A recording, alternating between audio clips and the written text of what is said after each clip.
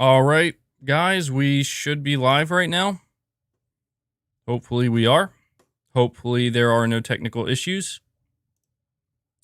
Have to bring up the chat here. All right, guys, we have oh boy, do we have a lot to talk about today. I was literally in the process of recording my video, and Sony just decided, hey, we're going to dump a bunch of news on you, a lot of significant news. And what's interesting about today is there's going to be a lot of outrage for one, maybe two very specific reasons, but in this case, I'm going to say one. And I don't want to dive into my reaction just yet. We're going to go over all of this. We're talking about God of War Ragnarok. We're talking about the future of PlayStation Studios. It's like Sony knew. Sony's like, we know this is when MBG has peak amounts of rant juice. That's an inside thing for anybody who doesn't know it. Coffee is what I'm talking about. Flowing through his veins, because in case you can't tell, I'm ready to go. And Sony dropped this. It's a little bit overwhelming, I think, for a lot of people, including myself. And so rather than taking all of this time to slowly digest it myself and then relay it to you guys, I figured we could just do a live reaction. But the big thing that people are going to be outraged about is God of War Ragnarok officially confirmed a cross-gen game. Now, we're going to get into that. Okay, we're definitely going to get into that. But we have a lot of other great news and maybe some not so great news. It really depends on where you stand with this stuff. But I'm going to ask you guys to do me a big favor, if you could, before we dive deep into this. Please hit that like button for me, okay?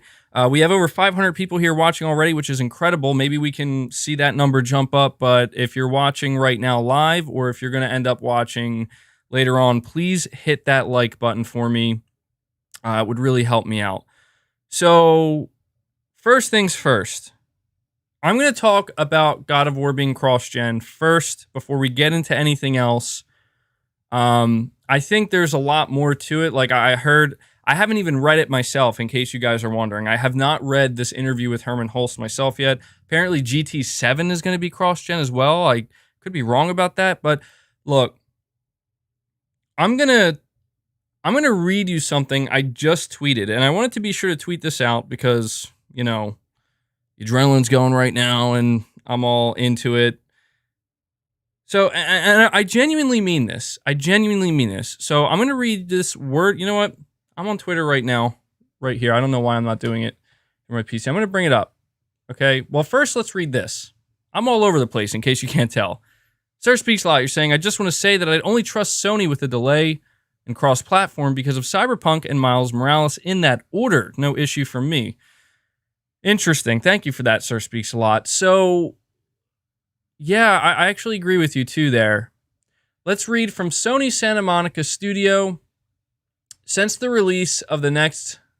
I got this all over the place. Since the release of the next God of War teaser last year, we've been humbled by the amount of love our community has shown us. We are incredibly grateful to see so many people excited to experience the next chapter of Kratos and Atreus' journey. We remain focused on delivering a top-quality game while maintaining the safety and well-being of our team, creative partners, and families. With this in mind, we've made the decision to shift our release window to 2022. Thank you all for your continued support. We've got some exciting things in the works that we can't wait to show you. Santa Monica Studios. So, in a move that is shocking absolutely no one, God of War, believe it or not, I know this may blow your mind. Okay, this may blow your mind. Brace yourself. It's not coming out in 2021. It's not. I know. That's mind-blowing to think, but that's the big update from Santa Monica themselves. And so we found out in the interview with Hermen Hulst that God of War Ragnarok is officially a cross-gen game. And we're gonna go over the entire interview with Hermen Hulst during this stream. So don't worry, but I know that this is the big thing. This is the big thing that everybody's talking about. No, somebody's saying, does this mean that it's PS5 exclusive? No. Cross-gen is the opposite. Cross-gen means God of War Ragnarok is releasing on both PlayStation 5 and PlayStation 4. And I understand the disappointment. I understand it because I am also disappointed. I wanted more than most people for God of War Ragnarok to be a PS5 only game. But the thing is, we are going to see a lot of people outraged at this. A lot of people are going to run with this and they're going to make it sound like this is the worst thing that has ever happened. It's unbelievable. I can't believe it. God of War sucks because it's going to be on the PS4, okay? We're going to see that. And I want to read you this tweet that I put out. JD Bear, you're saying Spider-Man being #1 in the UK again is proof that Sony doesn't need to do cross-gen. People will wait to buy games on the best hardware. God of War Ragnarok being cross-gen is incredibly disappointing and not normal. You're not wrong. You're not wrong. It's not normal. This is not a normal thing for Sony to do. If this was any other console generation, Sony would absolutely not be making God of War cross-gen.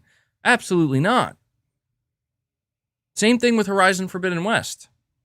I think people were a little bit more understanding with Horizon because it was in development on the PS4 most likely since 2017.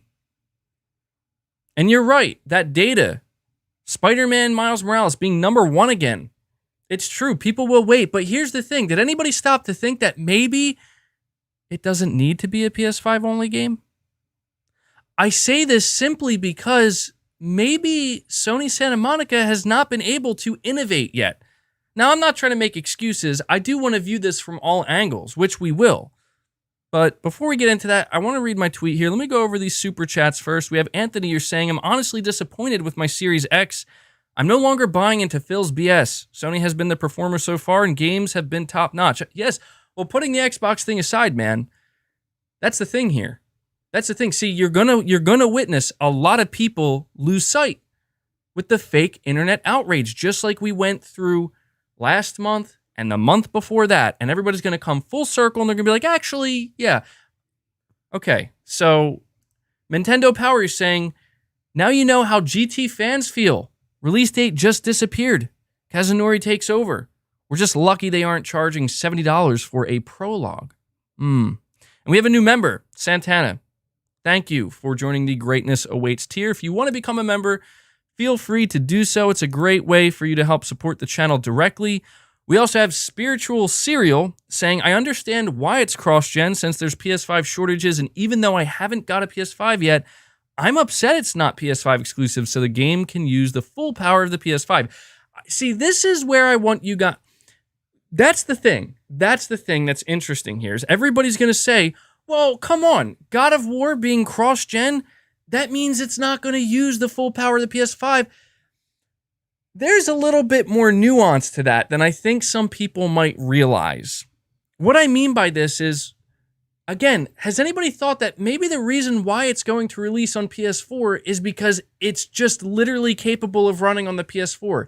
Is it maybe because when Sony Santa Monica was making this game, it's been in development since 2018, maybe they haven't done anything innovative enough with the SSD or the IO throughput to justify making it only PS5. I'm not trying to make excuses. I'm just saying maybe, I say this because if the game was set to be PS5 only, and if the reason why God of War Ragnarok was going to be PS5 only was because, hey, we are doing stuff with the PS5 that can't be done on the PS4, there's no way Sony Santa Monica can now just go back and deconstruct the game to make it work on PS4. It would be ridiculous. It would be absurd. It would be totally unrealistic. What I'm trying to say is it seems clear to me that if God of War Ragnarok was going to be PS5 only, it was never going to be PS5 only because it could only run on the PS5. Unfortunately, maybe just due to the nature of them having a limited amount of time they could work with the PS5 hardware, it seems that it was going to be that way because they just wanted to use it to move units. But now they can't produce enough units, so now they can't. Again, I'm just speculating. PS5 hype, you're saying, yo, I just want to say, I don't have a problem with God of War being cross-gen after seeing Horizon Zero Dawn. Can't wait to see make sense 115 million PS4s. So not everybody's upset. And we also have another new member, Brett. Thank you so much. Wow, very generous. Becoming a member of the Play Has No Limits Plus tier. Thank you so much for that, man. Really appreciate it. Really appreciate you going above and beyond here. Just Jeff saying, I personally don't think people would ever know a game was cross-gen if they didn't say so. I think most people are technically ignorant. Well, here's the thing. That's true. I want to make it clear. I know how this looks. It's like, well, MBG, weren't you the one saying that, Sony and their studios are going to utilize the PS5's power and leverage that SSD and IO throughput and architecture? Yes, they are. They are. But the truth is, and this is just the hard truth, guys, not every game is going to need to do that. You know why Ratchet & Clank isn't releasing on PS4? I want you guys to think about this. Why would Sony be okay with Ratchet & Clank releasing on PS5 only and not God of War? Maybe it's because it has nothing to do with Sony. Maybe it's the devs. It's simply, hey, like, we're not doing anything yet with our gameplay design to make it so it can't run on the PS4. If you listen to what Insomniac Games has said about Ratchet & Clank, they've said the same thing over and over again, that being that it literally just can't run on the PS4. Like, we made some gameplay design decisions that do this. And I will admit, if you want to ask me, well, MBG, does this disappoint you because maybe now you're a little bit worried about what the game's going to be like? Because I had this, image in my head of like, oh my God, Sony Santa Monica could do this with some boss battles, or they could do this, or they could do that. Maybe it's just not time yet. Just like we're seeing with Horizon. Maybe they just haven't had enough time to be able, because if you think about it, gameplay innovation is one of the hardest things to achieve. You're talking about literally doing something that was never done before, that couldn't be done before. It takes time. And maybe Sony Santa Monica, with the vision of their game, it's just like, well, it's not applicable yet. Again, I don't mean to sound like I'm not trying to damage control or anything, because I don't think there's much to damage control here. I just think that there's other angles from this that people, frankly, are honestly not considering, And I think we do have to consider these things, because it's like, from a business perspective, yeah, obviously Sony wants to bank on this. They want to bank on this, Hold on one sec. Guys. Hold on. I don't want to lose track of these super chats before I go rant crazy here. Just give me a second.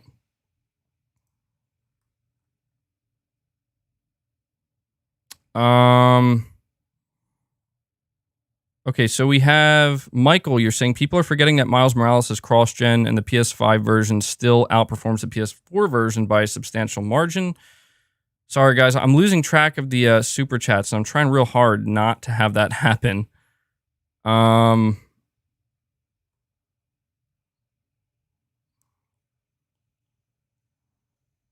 me just a sec. I hate this. Like, I wish YouTube would just keep this crap in check for me, man. Give me a sec, guys. Give me a sec. I'm okay. So I do apologize if I'm missing any super chats. At the end of this, I will go back and I will make sure, because there's a whole separate tab that YouTube offers where I can go back and literally see every single super chat. So if I happen to miss yours, I apologize. I will get to it at the end of the stream. Don't worry. Josh, you're saying odds are development started on PS4, and I would rather a completely a delay as many times as necessary. Otherwise, you know what you get. Cyberpunk PS4 controller fits my hands better anyway, so I'm happy. Well, there you go. Yeah, some people are definitely going to be happy about that. Set slower chat. Yeah, give me a second. I'm going to slow down the chat. Straight from VA1, you're saying once we see gameplay of God of War Ragnarok, this will be long forgotten, just like Horizon Forbidden West. You are not wrong. Give me 1 second. I'm going to slow down the chat. I should have done this in the beginning, because I really don't want to miss super chats. And unfortunately, I'm under the viewer activity tab right now. It's not showing me all of the super chats. So if you're somebody who super chatted and I missed, I really apologize. It's overwhelming sometimes to keep track of all this, but setting the slower chat should help. David Gaines, thank you so much, buddy. You're saying it's okay to be upset, but be upset about the pandemic, not Sony. People are kind of naive, thinking Sony is okay losing all the money from PS4 sales. I'm upset, but I get it. Miles Morales being cross-gen is a perfect example. It's true, but that's the thing here, is like, I'm telling you right now, I'm telling all of you right now, if Sony was not having any issues making PS5s available, God of War would not be cross-gen. And you could say, well, doesn't that mean it would benefit from it? From a gameplay design perspective, no, it wouldn't. It wouldn't. It wouldn't benefit, because if they were going to do anything crazy with the gameplay design, it wouldn't run on PS4 no matter what. The truth is, if God of War Ragnarok was PS5 only, and somebody said, well, that could probably run on PS4, they'd probably be right. In this case, they'd probably be right. Solid Crusader saying, to be honest, it is actually quite impressive that the sequel to God of War from 2018 is being developed within 4 years and not over 5 years, which is quite common for many high-quality games. I agree. I think that, again, we're losing sight, and I don't want to shine a light on this too much, but it's going to be impossible not to, because you know why Sony's doing this in a blog post, guys. Why do you think Sony's revealing that God of War Ragnarok is cross-gen in a freaking blog post? This is why. Martial Arts, you're saying the same people complaining about God of War being cross-gen are the same people complaining they can't get a PS5, shaking my head. All right. And we also have a new member, Andrew. Thank you so much, buddy. Thank you for becoming a member. I really appreciate that, guys. The support you guys show for this channel is incredible. I really can't thank you guys enough. Do me a favor. Again, hit that like button. We have over 1,200 people here, guys. Please hit that like button. We should easily be able to clear 1,000 likes in the next 15 minutes if everybody just hits that like button. And if you want to help grow this community, because you guys are awesome, I got to tell you, I love doing these live streams. We got an amazing community here. Feel free to share this stream out, share the content out, get more people involved, get more people on board. And I want to read this tweet. I've been procrastinating here. This tweet I put out. Okay, I put it out 25 minutes ago. I said, today we will see a massive amount of outrage about God of War being cross-gen. It's understandable. I, too, am a bit disappointed. But something tells me when we see the game in action for the first time, no one will care. Just like with Horizon Forbidden West, I'm still excited. Look, I understand that not everybody's going to agree with that, okay? I understand that not everybody's going to want to hear MBG talking about how he's still so excited for God of War, even though it's coming to PS4. I'm going to tell you this. I'm going to be as real with you as I can. No one will care. No one will care. Anybody who actually wants to play God of War, I need you to really wrap your head around this, okay? They're going to play it. Doesn't matter if it's on PS4. Doesn't matter. If you are somebody where this truly is a make or break scenario, you are in the minority. And I'm not trying to be mean when I say that. I'm just trying to be honest. This is no different than what we've been seeing with Sony recently. People are going to buy God of War. Watch, God of War is going to break records. It's going to break records. And you're going to see when it breaks a record just how little people actually care about this game being cross-gen. Now, does that mean that we should not demand more PS5 only games? Absolutely not. That is not what I'm saying. I'm not saying it's okay, Sony, for this entire generation, make every game available on PS4. Absolutely not. But if they want to tell me a game that started development in 2018, if they want to tell me that it's going to release on PS4 because it can play on PS4 and we can't make enough PS5s, you know what I'm going to say? Okay. It makes logical sense. How am I supposed to refute that? Also, here's another really important thing that we're not considering. Sony doesn't care what I think, nor do they care what you think. They're going to sell millions upon millions upon millions of copies of this game. Okay? And I'm not trying to be mean. I'm not trying to be an a-hole. I'm not saying we shouldn't express our concerns or whatever, but we have to understand the reality. This is the reality. You guys know, I am more of a realist these days, and this is just the reality. Like, you think that the people who are online right now being like, this is crazy, oh, this is unacceptable, do you think Sony cares at all?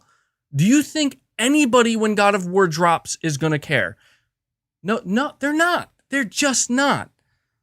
That's the reality. And I want you guys to understand that, not because we can't have a conversation about some of the negatives about it being cross-gen, because there's certain, there may be some negatives. It's not that we can't have that conversation, because we are, But I just need to preface that conversation by saying you have to see things from a bird's eye view. And if you can see things from the bird's eye view, you understand that this is like who's going to not buy God of War now? Like, I need to know who's going to be like, you know what? PS4? Nah, I'm passing. No one. All right. And you know why? Because believe it or not, and I know, and I say this as somebody who wants PS5 exclusives. I say this as somebody who wants more PS5 only games. Their harsh reality, and it's not a bad reality, it's just the reality. A game doesn't need to be a PS5 only game to be a phenomenal game. I think Horizon Forbidden West literally just proved that.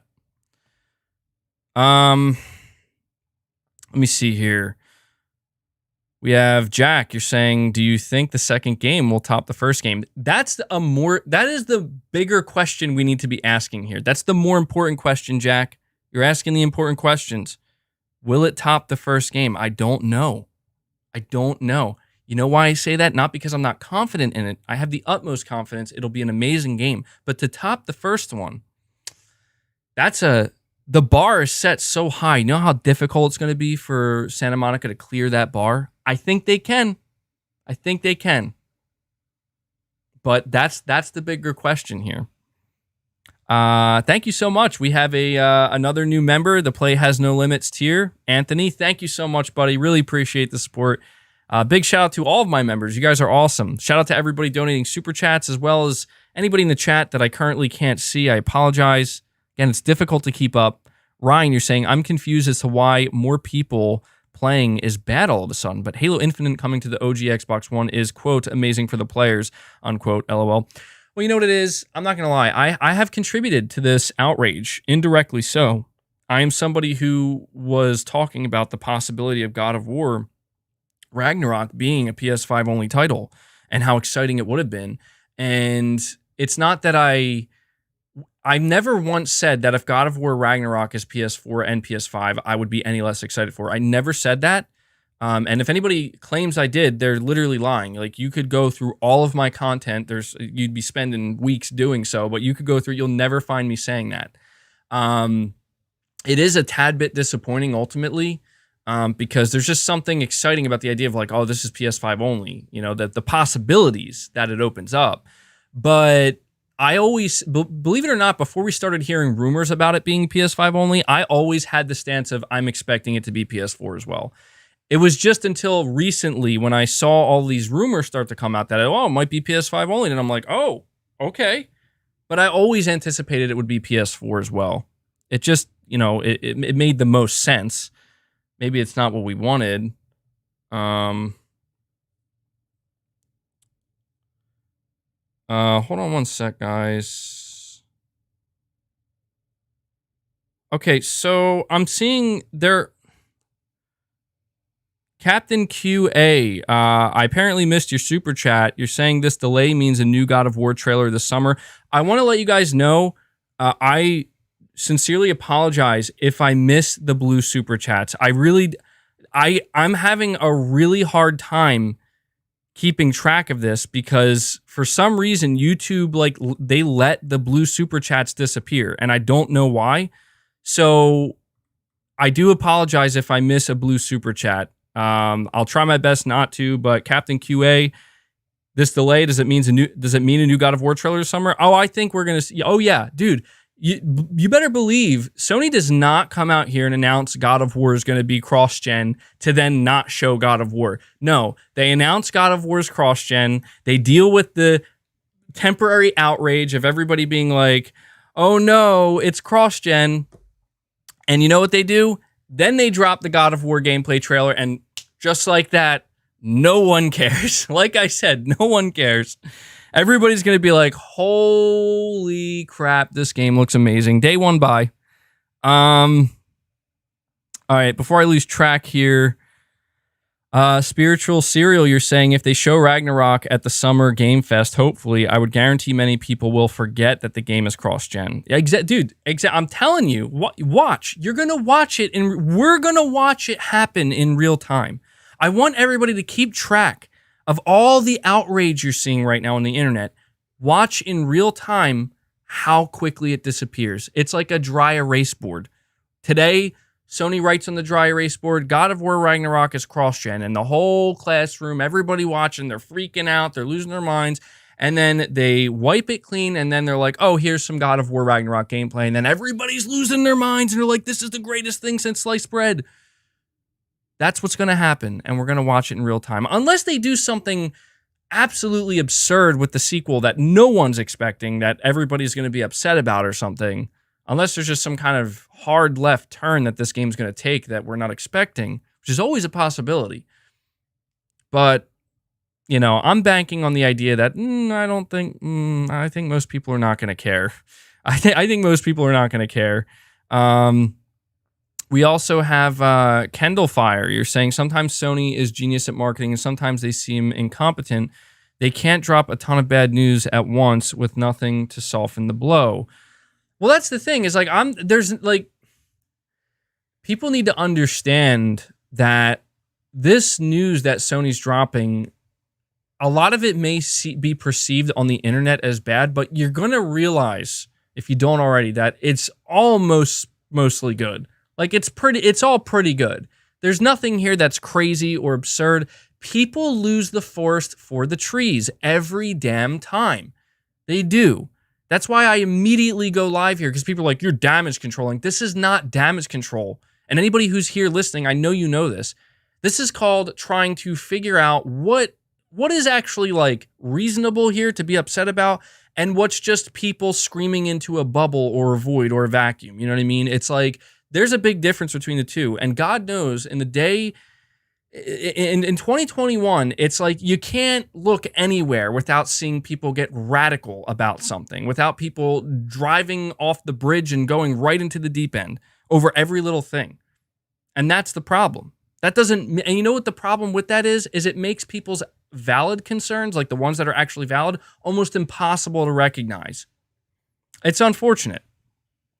But that's the thing is like Sony, when I first saw them drop all of this news, I actually thought to myself, maybe they're not going to do an event. Like maybe this is actually what they're going to do. They're just going to do a bunch of blog posts.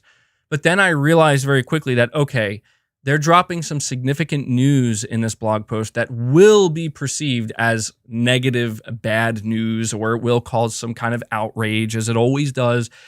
And that actually made me feel a lot better because I'm like, oh, okay. Now I really feel confident that Sony's going to have an event because right now they're clearing the way. They're clearing the way. They're like, let's just get the negative, the stuff that people are going to freak out about. Let's get it out of the way now. And then we're going to make way for our event. And everything's already laid out on the table. And once that happens, everybody's going to be excited. Keegan, you're saying, with the delay of God of War, is it possible we will still see it this summer? Oh, yeah, for sure, dude. For sure. Like, just because it's...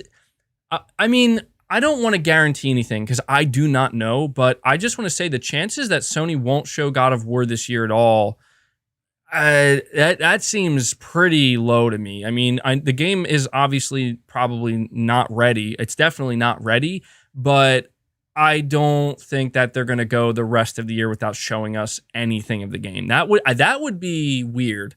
That would be weird. You're telling me we're not going to see our first look at a cross-gen game until practically 2 years after the PS4, a year and a half after the PS5's been out or something like that. That seems a bit absurd to me. So I do suspect we will see it this year. And we have another new member, Psygnosis. Thank you so much for choosing to become a member of the channel. I really appreciate that, buddy. Solid Crusader, you're saying, just to confirm, we are having a PS event this June 11th or June 28th, and I think God of War Ragnarok might eventually come out in April 2022. Right now, we don't have any official confirmation, unless there's something that just broke, like live right now, that I missed. We do not have any official confirmation that there's an event yet, but I think we will. I should actually go check that now. I'm going to go home and see if there's anything I happen to miss here. I don't see anything. Okay. Yeah, I'm not seeing anything about an event so far. So, yeah. Let me see. We also have Solid Snake. You're saying play has no limits. PS4 silently drinks milkshake. Yeah, I mean, look, it's, somebody said earlier with a super chat that this is like unusual of Sony. Like, this isn't normal. And you're right. This isn't normal. Like, again, Sony doesn't normally do this with the whole cross-gen stuff. But Sony may have access to some information that we don't.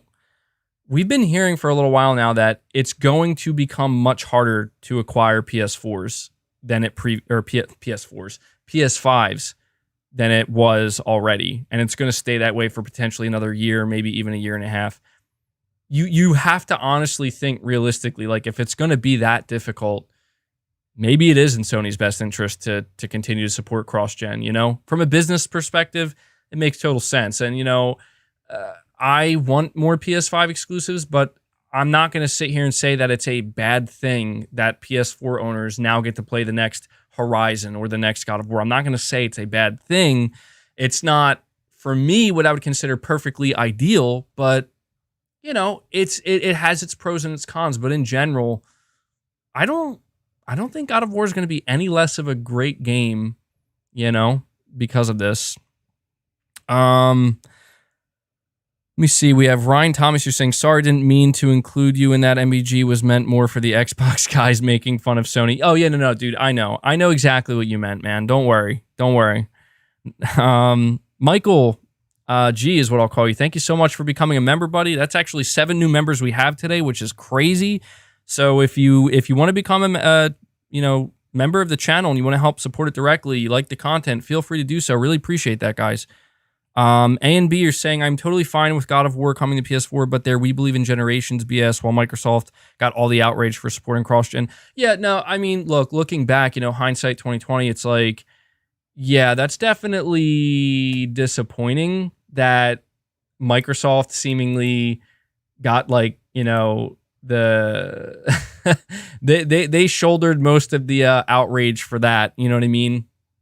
But it is what it is, man. It is. I don't think Sony was fully expecting something like this to happen. I really don't. I really don't think they expected it. We also have Josh Z again. You're saying, yeah, trying to stop God of War 2018 will be as difficult as Zelda Majora's Mask trying to top OOT back in the day for Nintendo. Something people still debate 20 years later. Same thing will happen here, I bet. I bet it will, dude.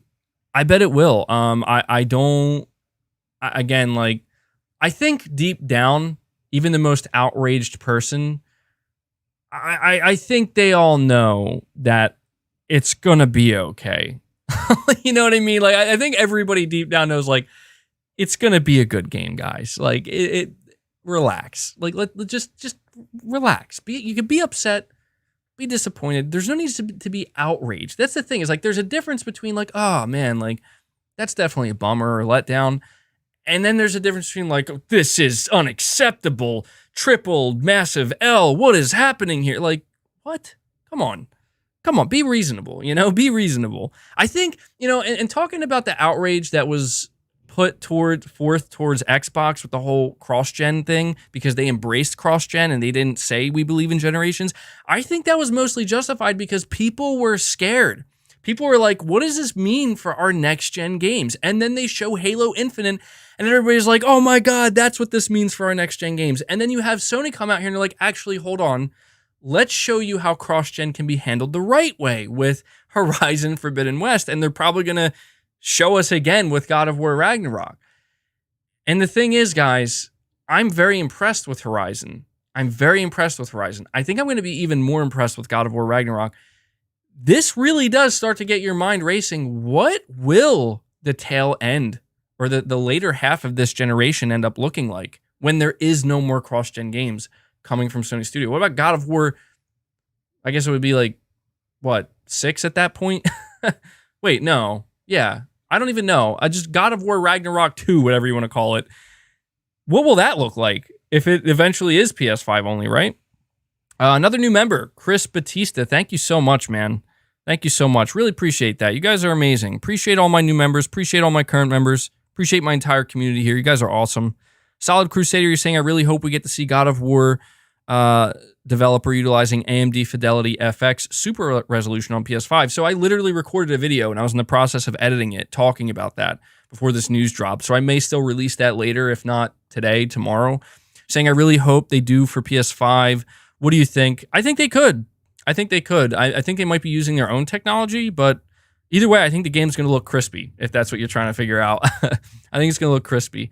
Starscream 3117, you're saying timing is everything. Sony confirms God of War cross-gen not even a week after showing Horizon 2, arguably the best looking game ever, and also cross-gen. Yeah, that exactly. Like, that's what I'm saying. It's like we just saw, like, people were just gushing, absolutely gushing over Horizon Forbidden West, full well knowing it's also releasing on PS4. And then the next week, Sony's like, God of War is also cross-gen. Everyone's like, what? Like, this is an outrage. It's funny to me, dude. It's really funny to me because it's like, it's almost like Sony's trying to troll the internet in a way. And like, I get to witness this and I'm like, okay, I guess suddenly cross-gen, it was okay last week. It's definitely not okay this week. You know what the worst part of this for me is too? The Xbox fanboys that are going to run with this and make it, and they can't do that. They can't, because it's like, your games are cross-gen too. You know what I mean? Like, you can't do that. You just can't. Solid Snake, you're saying, LOL, the PS5 has turned many of us into PC elitists. Can't believe people don't want PS4 players to not play games. Sony can't ignore 110 million players. I think I agree with that. I think one of the things that upsets people, one of the arguments is like, well, you know, what was the point of even buying a PS5? And it's like, come on, like, I feel like that's not fair to say that. Go play, you know what? Go play Spider-Man Miles Morales, because it's a cross-gen game. I played that on my PS5, and I'm like, I would have never wanted to play this on my PS4. You know, like, between the DualSense, the massive upgraded visuals, the 60 FPS alone is more than enough for me.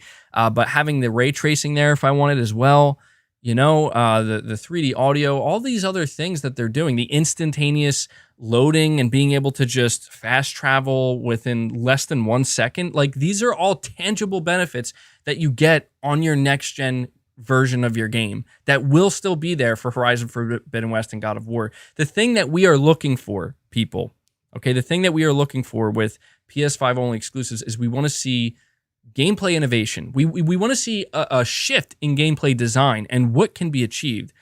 And the reality of it is, I may have been under the impression that that's going to happen sooner rather than later. It might not.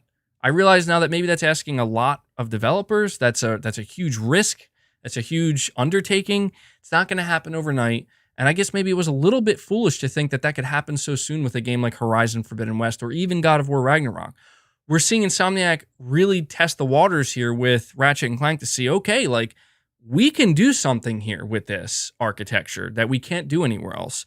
It's to some people, it's not a big deal. Like, it's like, oh, you're just teleporting. But to a lot of people, it's like, no, this is impressive. Like, this is, like, that's next gen. You know what I mean? Like, that's next gen gameplay design. Hit that like button, guys. Over 1,400 people here, which is incredible. Thank you guys so much for hanging out with me. Please hit that like button for me. We have, I think this is glitched out a little bit. Oh my God, this is going to drive me insane. I can't even keep track of these super chats because they keep glitching out on me. I'm going to have to open up another tab so I can just see all of my super chats come in.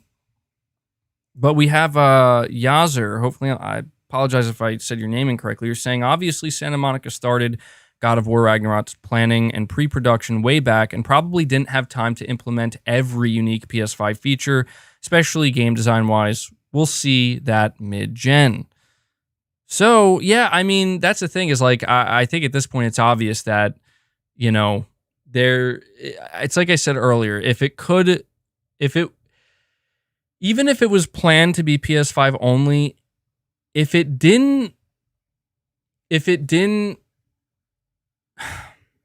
wasn't able to run on PS4, it wouldn't be on PS4. That's as simple as I can put it. It can run on PS4, therefore it's going to release on PS4. If we find out, and I want to make this clear, if we find out like later on that God of War was actually planning to do some stuff that could only be done on PS5, and that's what was going to make it PS5 only, and then we find out later on like after the game releases, whatever, like a report from Jason Schreier or something, you know, like God of War like intentionally scaled back or something, I'll be upset. Like if it was like being designed to be PS5 only, and it really was going to be like, okay, this can't run on PS4, and they're like, actually, we got to like redo this now and scale it back. I will be pissed off at that. I'm going to give Sony the benefit of the doubt and assume that that's not what they're doing, because that doesn't make much sense from a business standpoint, from a development standpoint. It doesn't make much sense to do that. So I'm going to assume that they didn't. Morgan, you're saying, how do you think Sony is going to tackle the $70 price tag for PS5 games? They're also coming out for PS4. They already are.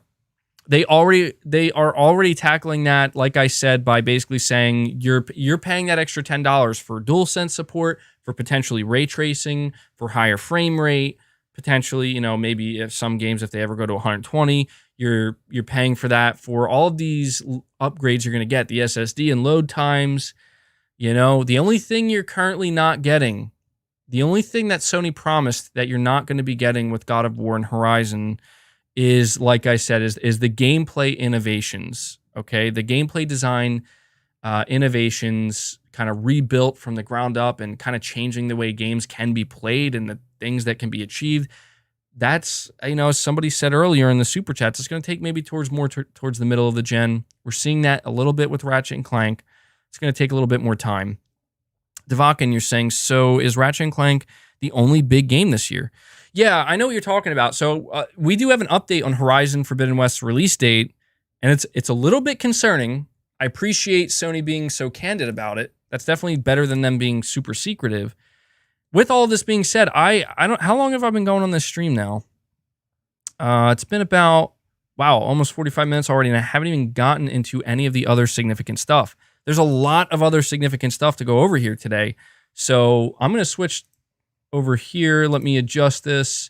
Okay, that's actually adjusted well. So this is possibly the most important thing. I mean, a lot of what you just listened to was me just immediately reacting to what was going on with the cross-gen thing. Somebody was asking me, actually, and I can't... Oh, my God, I hate this. This is so annoying. I can't see this last super chat that this person sent. I think I have it right here. Danny, you're saying God of War might be developed on PS5 and then ported and downscaled to PS4, in which case it will still take advantage of the PS5 and look amazing. Just watch. So, yes, actually, that's a really good point that no one, that I did not consider this entire time and nobody's been bringing up. That is a possibility. We need to understand that, you know, it is possible that the game was never designed to work on PS4, and what we may end up getting is literally a second, a completely second team, like a completely new second team, possibly even outsourced maybe, that's like just their job is like, you need to do whatever you need to do, take out whatever you need to take out. That the reason why I think that isn't realistic, though, is because it's a single player narrative driven game where it's like you can only take out so many features until it's like now the game is broken. Like it's not, you know what I'm saying? If that makes sense, where it's like this needed to be this way in this specific, you know, they could, it's, you know what? There have been crazier things that have happened with cross-gen games in the past. Like, do you guys remember with the 360 and the Xbox One with like Titanfall, and I think like what it was like Call of Duty Black Ops 3 at the time, they still made that cross-gen, and they had like a whole different studio make make like Black Ops 3 playable on the 360 and PS3, and it was just like complete and utter garbage. Like, it wasn't even the same game. I don't think Sony's going to do that. I don't think Sony wants to burn PS4 players that way. The Furious is saying at least they can still leverage the I/O for visuals. You know, somebody told me, and I want to mention this real quick. Somebody had left a comment in one of my videos where we talked about the possibility of God of War being PS5 only. And somebody was saying that a game like God of War right now, based off of what we know about it, like doesn't really make the most sense for that to be the first, like, for that game to be next gen only yet, because it's not open world and it's very GPU reliant. This is what the person was saying. They were basically saying that God of War is a game, assuming the sequel is very similar in nature overall to the first one in terms of like the areas, and it's not going to go open world, it's still going to be linear, that basically the GPU can be leveraged much more so to where, or just the whole architecture of the PS5 can basically be like pushed in, it's going to just push the graphical fidelity of it more than anything, because that's what can benefit from the new hardware the most, if that makes sense. I'm probably doing a terrible job explaining that. Bishamatin's Pagoda, hopefully I said that right. You're saying, what do you think about Sony's AI initiative? I feel like this is a better focus than aiming for 120 FPS as a norm. Yeah, I didn't look too much into that, but my basic understanding of it is Sony wants to really invest in a significant way with like AI on the PS5 and like their future games. And I'm all for it, man. I'm all for it. I mean, 120 FPS as the norm, I don't think that's going to happen anytime soon. Like as the norm, as like that's how most people play. But AI is something that I think, you know, everybody can benefit from in gaming. So I'm all for it. Tyler18, you're saying, it's incredible how God of War is getting attacked on Twitter when virtually no one expected its release this year, yet everyone was assured Starfield was arriving this year. Dude, look, I'm trying really hard here to not come off as Sony Defense Force, because I know that I'm automatically perceived that way. Like, I want to be perceived as somebody who can be fair and be logical and be realistic, but anybody who's attacking God of War, like, I mean, and I don't doubt there are people like legitimately acting like, as I said earlier, like absolutely outraged. Like, I don't want to be rude. Like, I really don't want to be, but you're kind of a moron. Like, I know that that's a rude thing to say, and I'm not trying to offend anybody, but it's like, take a step back. It's video games. It's going to be okay. I promise you, God of War Ragnarok is in good hands. It's going to be a good game when it drops. You don't need to take it all the way to that level. If you're upset about it, turn this on. If you're upset about it, if you're disappointed, that's totally understandable, totally reasonable. But if you're outraged and you're freaking out and you're talking trash, get a reality check. Please do everybody a favor and get a reality check. I just have to be honest. I have to be honest. You're saying he still hasn't started reading? LOL. Dude, I know. I came into this so ready to go, man. A lot to say. Really quick, somebody was asking me to react to something. Let me check over here if I can find it really quick, okay? Give me a second. I want to see, because I know what you're talking about. You know what, actually? God of War is trending. Let's go check. Let's do a little bit of a live reaction to this before we get into all of the news.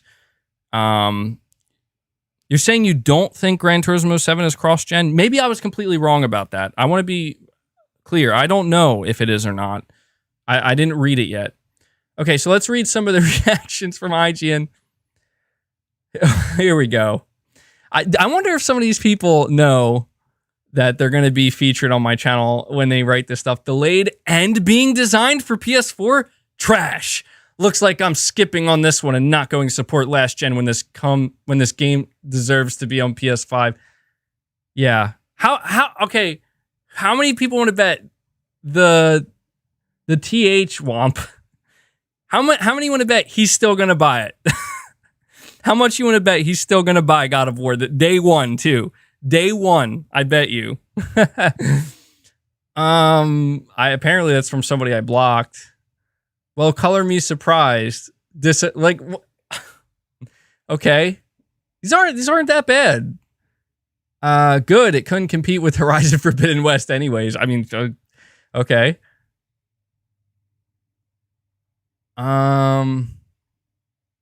So this person's comment's interesting.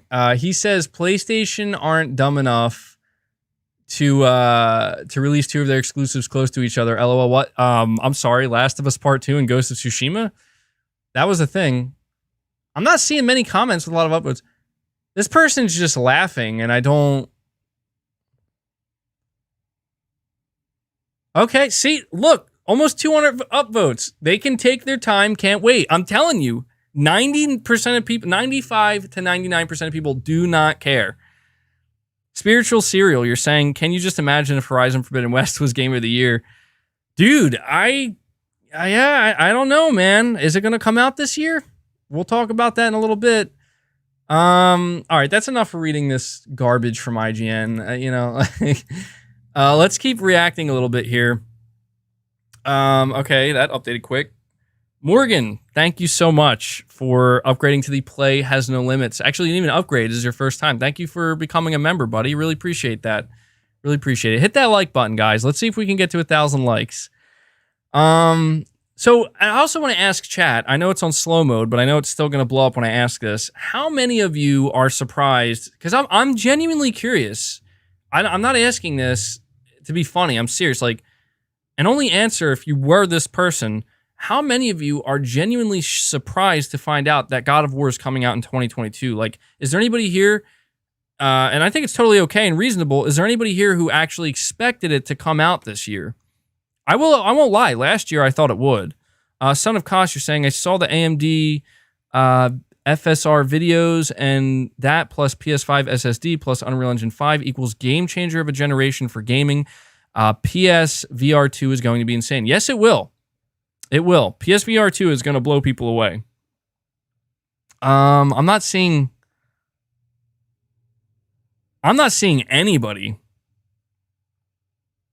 saying that they expected it. Okay. Saying David Jaffe said March 2022. That would make sense. March, April. It makes sense. Somebody saying GT7 is cross-gen. Okay. I mean, GT7, I think that makes sense being cross-gen more than anything here, because it's it's a racing game. I don't understand. I mean, I don't know what type of crazy gameplay innovations you could make with a racing game that wouldn't be able to be cross-gen, unless suddenly there's going to be teleportation and stuff, or you could just reach insane speeds. Anyway, let's just continue reacting a little bit here. You can tell I have ADHD here, ADD when we're looking at this. So, God of War Ragnarok running on PS4. Yeah, that looks about right.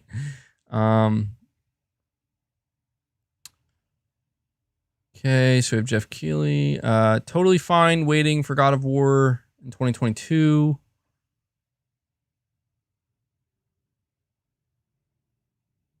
I'm surprised. I'm not seeing that many people talking about it being cross-gen. I feel like there's a large number of people who actually thought it was, they already thought and believed it was cross-gen to begin with. I think that's another thing we have to consider here. Is I think a lot of people were like, oh yeah, it is cross-gen. Didn't Sony confirm that? And they're surprised. They're oh wait, they didn't confirm that? In none of Sony's information about God of War today did anyone actually call it God of War Ragnarok. So all the people that came at me saying, duh, it's been... Okay. It's not that serious, man. Chill. Everybody... God of War... Who cares what it's called? I don't think anybody cares. Oh, yeah, so I saw this tweet from Corey Barlog, and I actually... Dude, you know what I love about this tweet? In all seriousness, the simplicity of it, but also how logical it is. He says, for the devs equals for the quality equals for the players. It doesn't get any simpler than that. It really doesn't. I love that tweet. Because there's a lot of things he could have said, but he kept it as simple and as concise and as to the point as he possibly could. I appreciate that. Kensu, you're saying, I am a true Sony investor, unlike a lot of other people who like to talk sales for no reason. If Sony refuses to cater to their 100 plus million PS4 consumers, they would lose approximately $5 billion. So yeah, that is another angle that we haven't discussed at all, which I'm not going to go into deeply here, but it's true. Sony is... they have to take into consideration what the investors are demanding, because they're the ones that kind of, steer Sony in certain directions. And if they're saying, yeah, you're going to put God of War on PS4, Sony's going to be like, Yes, yes, we are going to put God of War on PS4. That is something that's, yeah, it's all very calculated. EO1, you're saying 2021 Halo Infinite versus Horizon Forbidden West. 2020 God of War versus Starfield. Sony did this to compete with Microsoft. You could be right. I mean, I assume Starfield's going to be cross-gen. It'd be surprising if it wasn't. Let's see. What else do we have here? I'm looking for some more hot takes here. I'm not really seeing any. Okay, we have Colin Moriarty. I don't know if this is a thread here. Let me see if he has a thread up. Oh, okay. He said quite a lot here. So actually, I like Colin Moriarty. I'm curious to see what he says. So he says, God of War is cross-gen, totally absurd and disappointing. Absurd? I don't know if I would use the word absurd to describe it. Disappointing for sure. Absurd. I mean, hey, it's maybe he's just, I guess maybe he's really upset about it. I think absurd's a little bit excessive. He says the people can't find a console excuse is lame and was never ever used anywhere in the industry as an excuse in previous gens, especially in year 2. Sony wants to hit that PS4 audience still. And that's fine.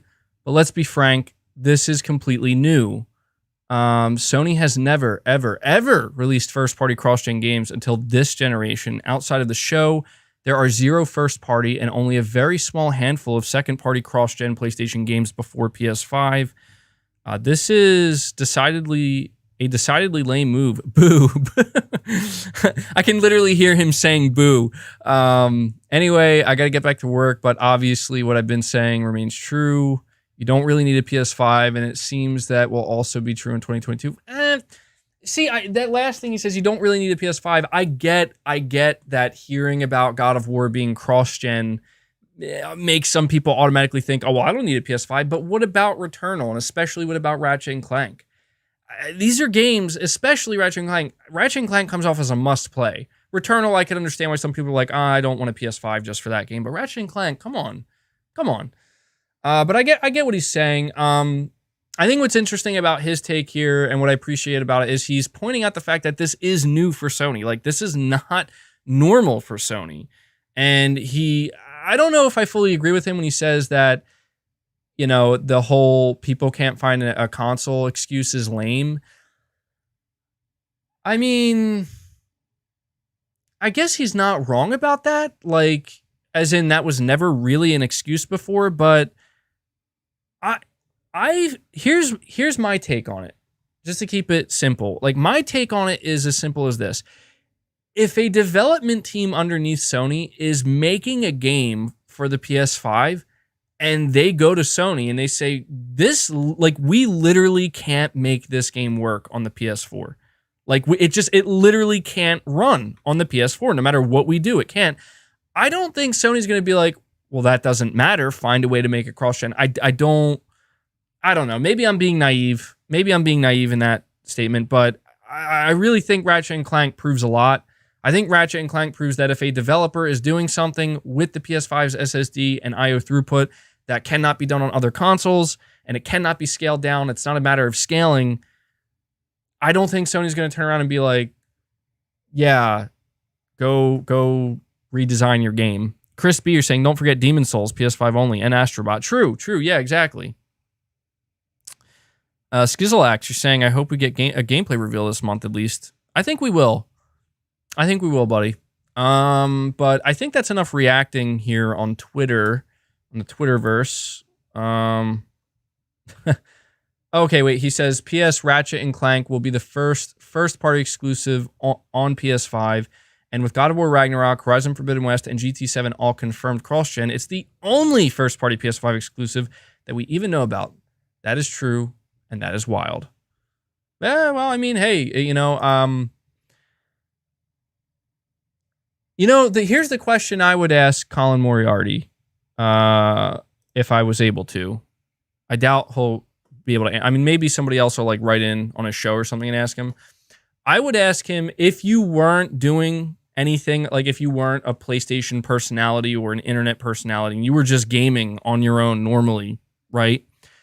He says, you still don't need a PS5. Would you, like, knowing that God of War Ragnarok is going to be cross-gen, Horizon Forbidden West, would you have still bought a PS5? Or would you have actually just stuck to the PS4? I think that's a valid question, because I can tell you confidently, even if I wasn't doing this on YouTube here, I still would have tried my best to get a PS5 launch day. For sure. For sure.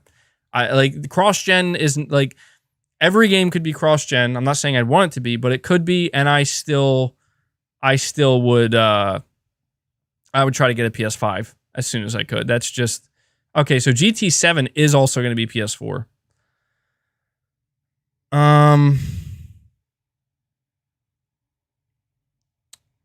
So, I mean, I don't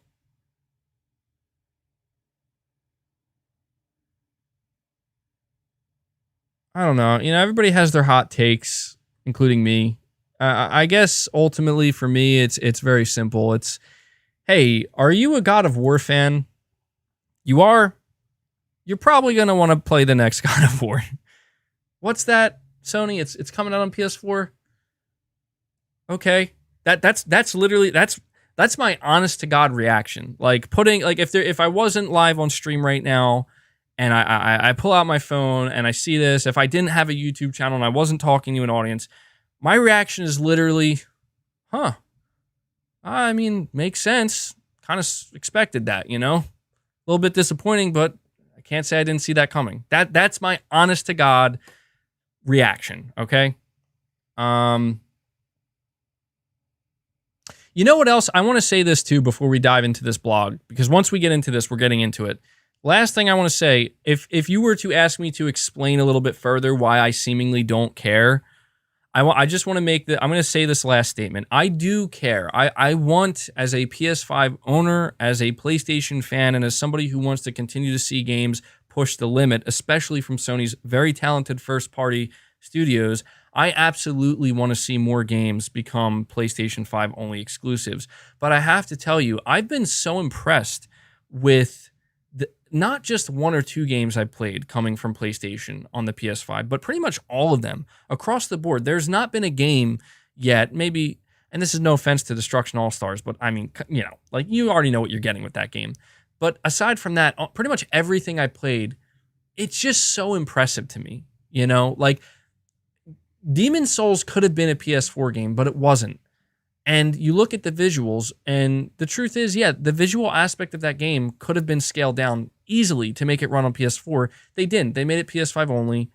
I guess because they just figured, hey, we need at least one PS5 only game, which is normal to have at launch. But ultimately, it's like, I just don't really care much at this point. I cared a lot more when we were building up to the launch of these next-gen consoles, because I didn't know what to expect. Does that make sense? Like, I didn't know. Like, again, I have to say this. When I saw that Horizon trailer last year at the showcase event, they showed the first Horizon trailer. I was shocked when people were telling me, this is what it's going to look like in game. I'm like, no, it's not. This is a cross-gen game. It's not going to look like that. And here we are. It does look like that. And from a visual standpoint, I no longer care about whether a game's cross-gen or not.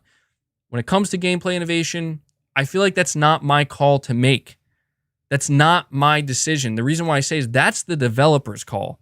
And my only hope is that the executives at Sony running the business, if a studio were to say to them, this is what we want to do for this game, we can only make it work on PS5, I want to believe, and I could be naive here, but I want to believe that the executives at Sony are not going to turn to that studio and say, well, that's too bad.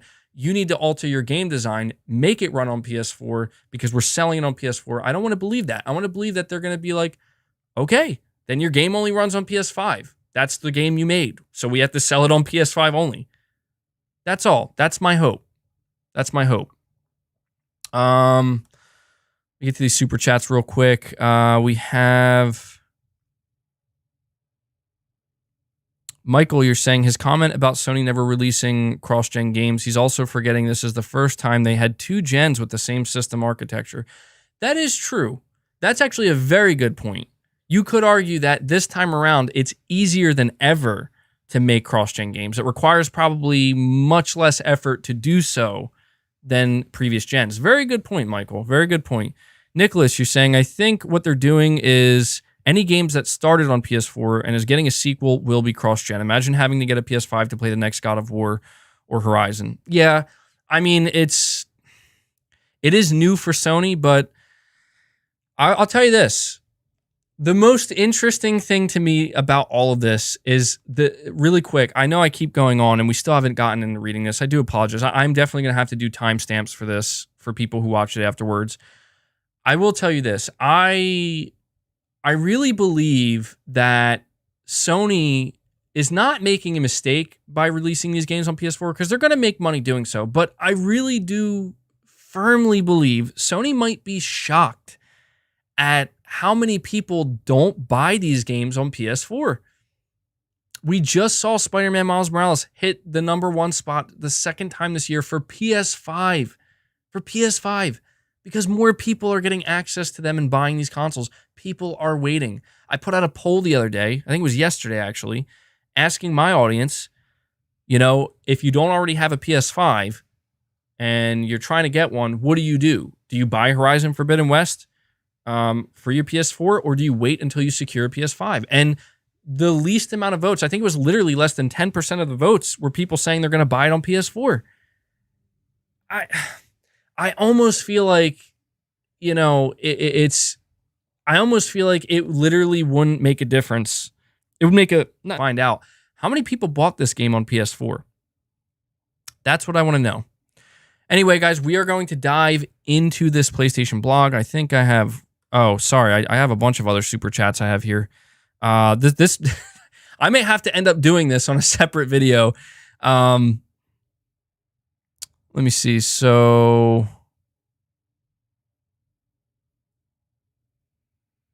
okay, Devakin, you're saying the PS5 only capable Kool-Aid is hitting hard, MBG. Look, man, I know that I was one of the people out here that was all about, hey, only capable on PS5, things that can only be achieved. And I'm not going to lie, a portion of that was Sony's marketing, but we do have Ratchet and Clank. We do. We do have Ratchet and Clank to show you that, hey, this is a game that is not cross-gen because it can't be. So, apparently there was some truth to it. Unless they suddenly announce it's going to come to PS4, which they're not. Siler is saying, the cross-gen advocates confuse me. Who rolls out of bed in the morning, worry about if a random stranger has access to God of War on PS4 or not.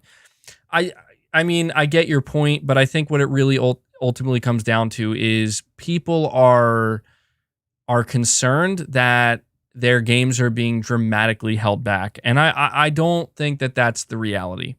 I don't think it is. I think they are being held back slightly, but dramatically, no, I don't think so. I do not think so. Clammy True Colors are saying, MBG in last SC, I was saying that personal hardware will coexist with cloud as the premium private option in the far distant future. Horizon Forbidden West has redefined cross-gen. God of War doesn't concern me much, to be honest. I agree with you, Clammy. I agree. After seeing that Horizon Forbidden West demo, I'm not feeling very concerned about God of War being cross-gen at all. Brett Williams is saying, just joining. What did I miss? A bunch of tangents, a bunch of rants. Siler again, you're saying Mr. MBG also mentions that our favorite Last of Us 2 game is number 3 on the sales chart suddenly. Is it? I didn't notice. Yeah, that game definitely has some legs, man. For sure. For sure. And then we have Nate Doctor saying companies need to have at least 5 to 10 next-gen console games available before they release their next-gen consoles. This is ridiculous. Well, look, I mean, I kind of get what you're saying, but it doesn't really work like that in all cases, at least not with Sony. I mean, Sony's limited in what they can do. Did you guys see that apparently Sony is hiring for, they're hiring for a director of acquisitions and mergers? We're going to talk about that in a separate video. That was pretty interesting to me. That kind of came out of nowhere. I'm starting to think I know Sony's all about that organic growth, but maybe they're having a sudden change in tune here. Anyway, we're going to kick this off. Guys, one more time, please hit that like button for me. I think we're over 700 likes now. Can we get to 1,000? I think we can. Let's get to 1,000 likes, guys. I'd really very much appreciate that. The reason why I ask that is because, it gets the content in front of more eyes. Okay, so head of PlayStation Studios shares insight into what's to come. It's been just about 17 months since Hermen Hulst took the reins. Let me actually minimize this on my end for a little bit. Sorry, you guys can't even see that. It's been about 17 months since Hermen Hulst took the reins of PlayStation Studios, the international network of world-class development studios that produce some of PlayStation's biggest hits, from Returnal to Astro's Playroom to The Last of Us Part 2, Dreams, Ratchet & Clank Rift Apart, and much, much more. Over our jam-packed 20-minute discussion, Hulst provided updates on a host of topics. Studio development updates, thoughts on PS5 and PS4 development, PlayStation Studios' vision for PC releases, and a whole lot more. So we can listen to it, but I think I'm just going to read it. I think that that's just the easiest thing for me to do right now. So my cat may jump up behind me as well. Hopefully she doesn't knock down my my banner here. Okay, so the first question, do you see single-player narrative games as essential to the PlayStation Studios console experience? Come on. I know you want to come up. Just come on. I'm trying to read this to my audience and you're... whatever. She always does this. Hermen Hulst says, absolutely. Single-player, narrative-driven games. That's our DNA. PlayStation Studios have made, in my mind, some of the most memorable narrative experiences available. We love making them, and we'll keep making them as long as gamers enjoy them. For me, the idea of sitting down on a Friday night with a brand new world and a great story to explore, that sounds pretty perfect, right? I love how you can only see my cat's tail coming up here. He continues by saying, we also want to make sure that we are creating a variety of experiences for our audiences, franchises, new IP, big games, smaller and more innovative games, single-player stories, and multiplayer. Who says that multiplayer experience cannot have great stories, right? So I appreciate what Hermen's saying here. He's making it clear that they're not going to abandon single player. I don't think anybody thinks that, but let's not forget, what have I been telling you guys?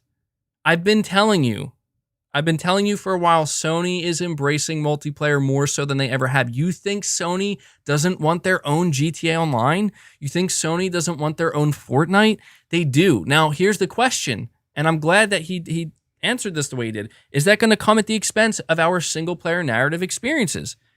No, it's not. They're going to coexist.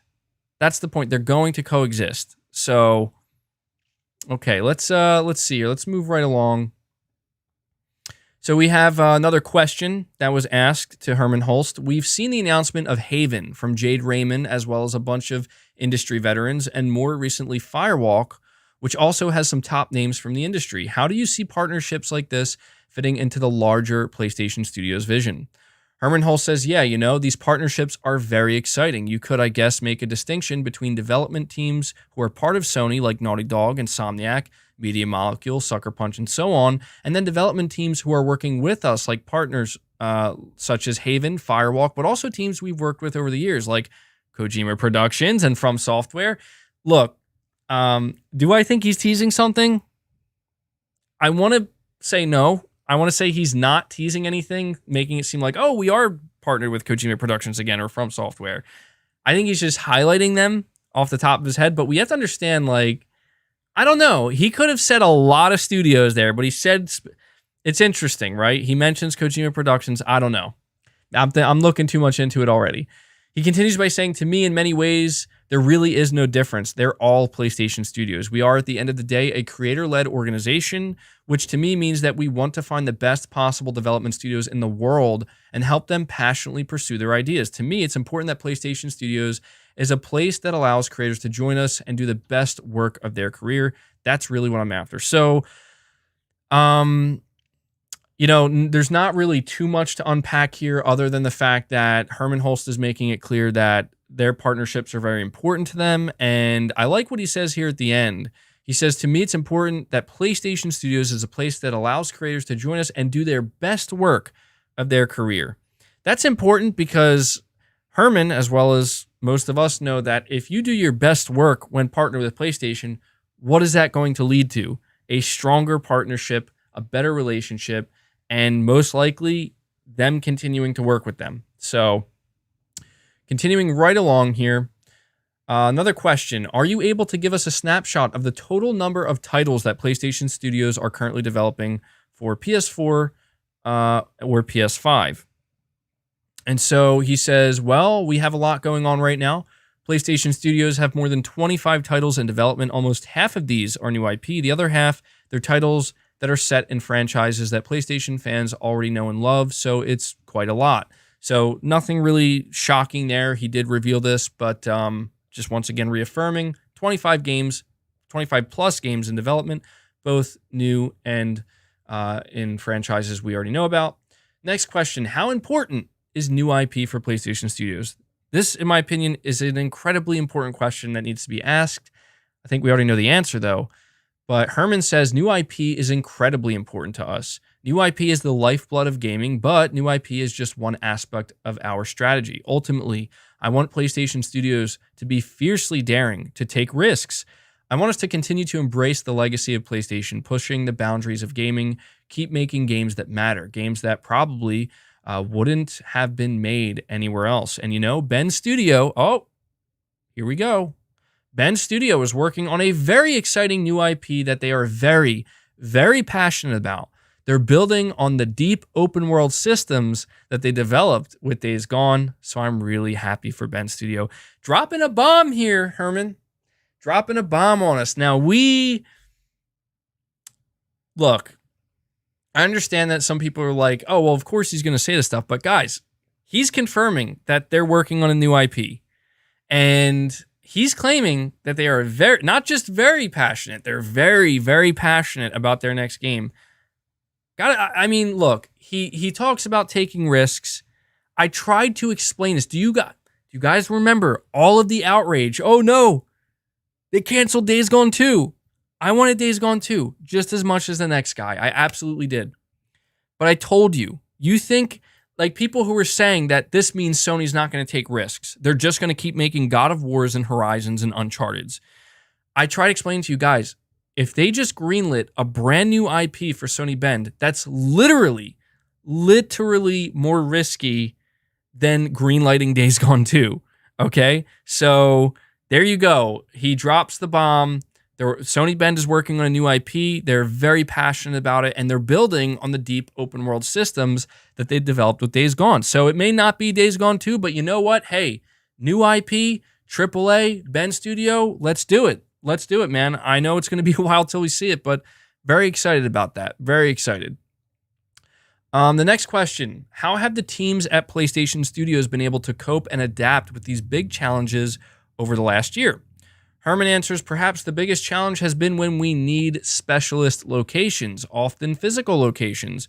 Primarily performance capture, audio work. We've come up with some really clever solutions to some of this. We built tiny recording studios in people's houses. But when you're doing performance capture for a lot of cinematics with multiple actors, that's not so simple to solve. So you've got a choice. You could do it later in the schedule, which could cause you problems, or you could risk the final quality by doing it in a different way. But I can tell you, we're not going to risk the quality. We want to ship extremely high quality games, finished games, and we have to do that obviously without pushing our teams to the breaking point. So we have currently two very big, very narrative-driven games in development, Horizon Forbidden West and the next God of War. And for both of those, they are frankly affected by access to performance capture and talent. For Horizon, we think we are on track to release this holiday season, but that isn't quite certain yet, and we're working as hard as we can to confirm that to you as soon as we can. So really important there, Horizon's release date apparently is still not locked in. He's saying that they still believe they're going to hit the holiday season. What I'm getting from this, I'm going to be honest with you guys. You know, does this mean that Horizon's going to be a 2022 game? I'm going to be honest. I think if Guerrilla Games, I think Sony's going to leave it up to Guerrilla Games because Hermen Hulst makes it clear they're going to ship high quality games. Like, they're not going to put a game out if it's not ready. They're just not. I support that entirely. If that means Horizon doesn't come out till next year, I don't care. Do not put the game out if it's not ready. However, obviously Sony wants to get it out as soon as they can. I think Hermen's making it clear here that if Guerrilla Games comes to him and says, look, I know you set this deadline for us, we're just not going to be able to hit it, we have to delay it, I think Sony's just going to say, okay, then we got to delay it. You know what I mean? That's just, I think that's the reality. I really do. So, you know, I'm really hoping that Guerrilla Games, that can all come together the way it's supposed to, and it can be ready to go this holiday season. But I at least know that if Sony were to delay this game as well as God of War, it's because they need these games to not, like, come on, you guys know Sony's games, they're not just high quality. They're like, usually they set the bar for quality. So we'll see. We'll have to keep an eye on that. And he does tell us that they will let us know as soon as they can. And he goes on to say, and for God of War, the project started a little later. So we made the decision to push that game out to next year, to nobody's surprise, to ensure that Santa Monica Studio can deliver the amazing God of War game that we all want to play. With these things, something's got to give. It cannot be the quality of our titles, and it surely won't be the health and well-being of our amazing team.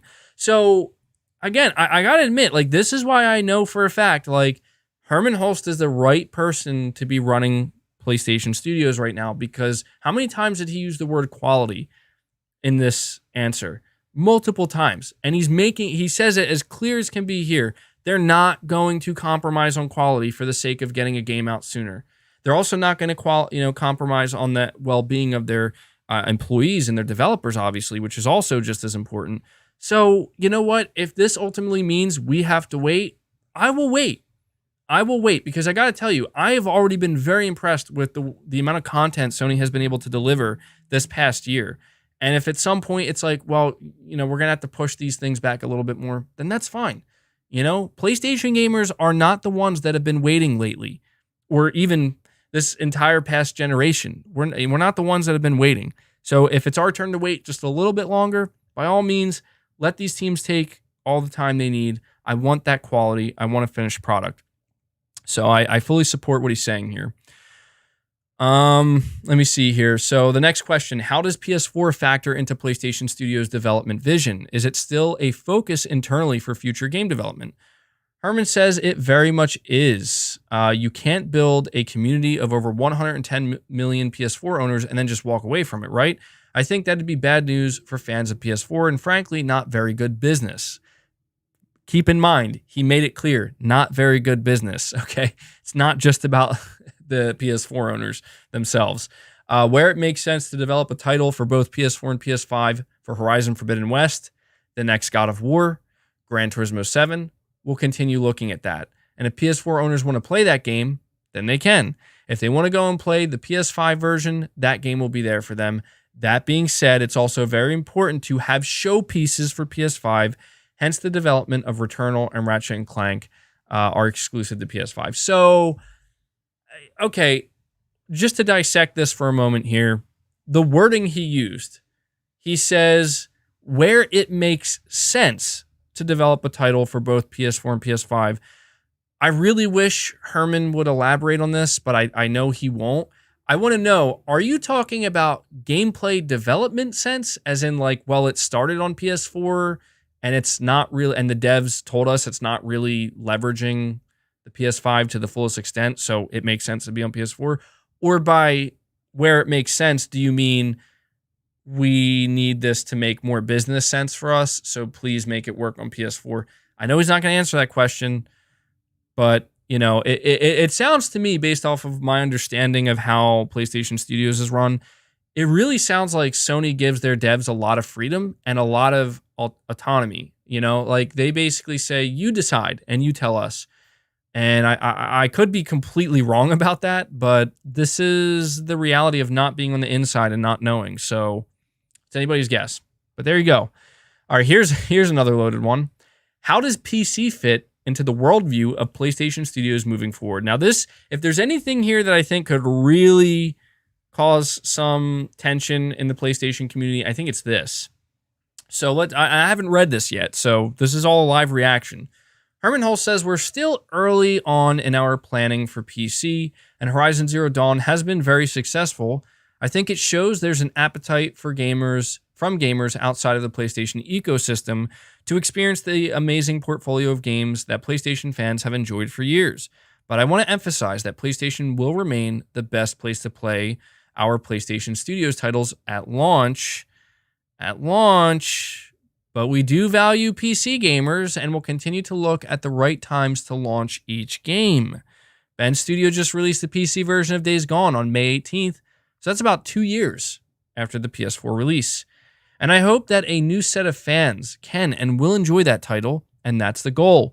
We want to reach new gamers who haven't yet experienced the great stories, characters, and worlds we built. Releasing games on PC will not come ever at the expense of building an exciting lineup of great console games. So, very interesting answer here. There's a few things we have to highlight here, because I know what the big question on everybody's mind is. Well, is it just a matter of time until Sony does the same exact thing that Microsoft does, which is they're just going to start releasing their games day and date on PC?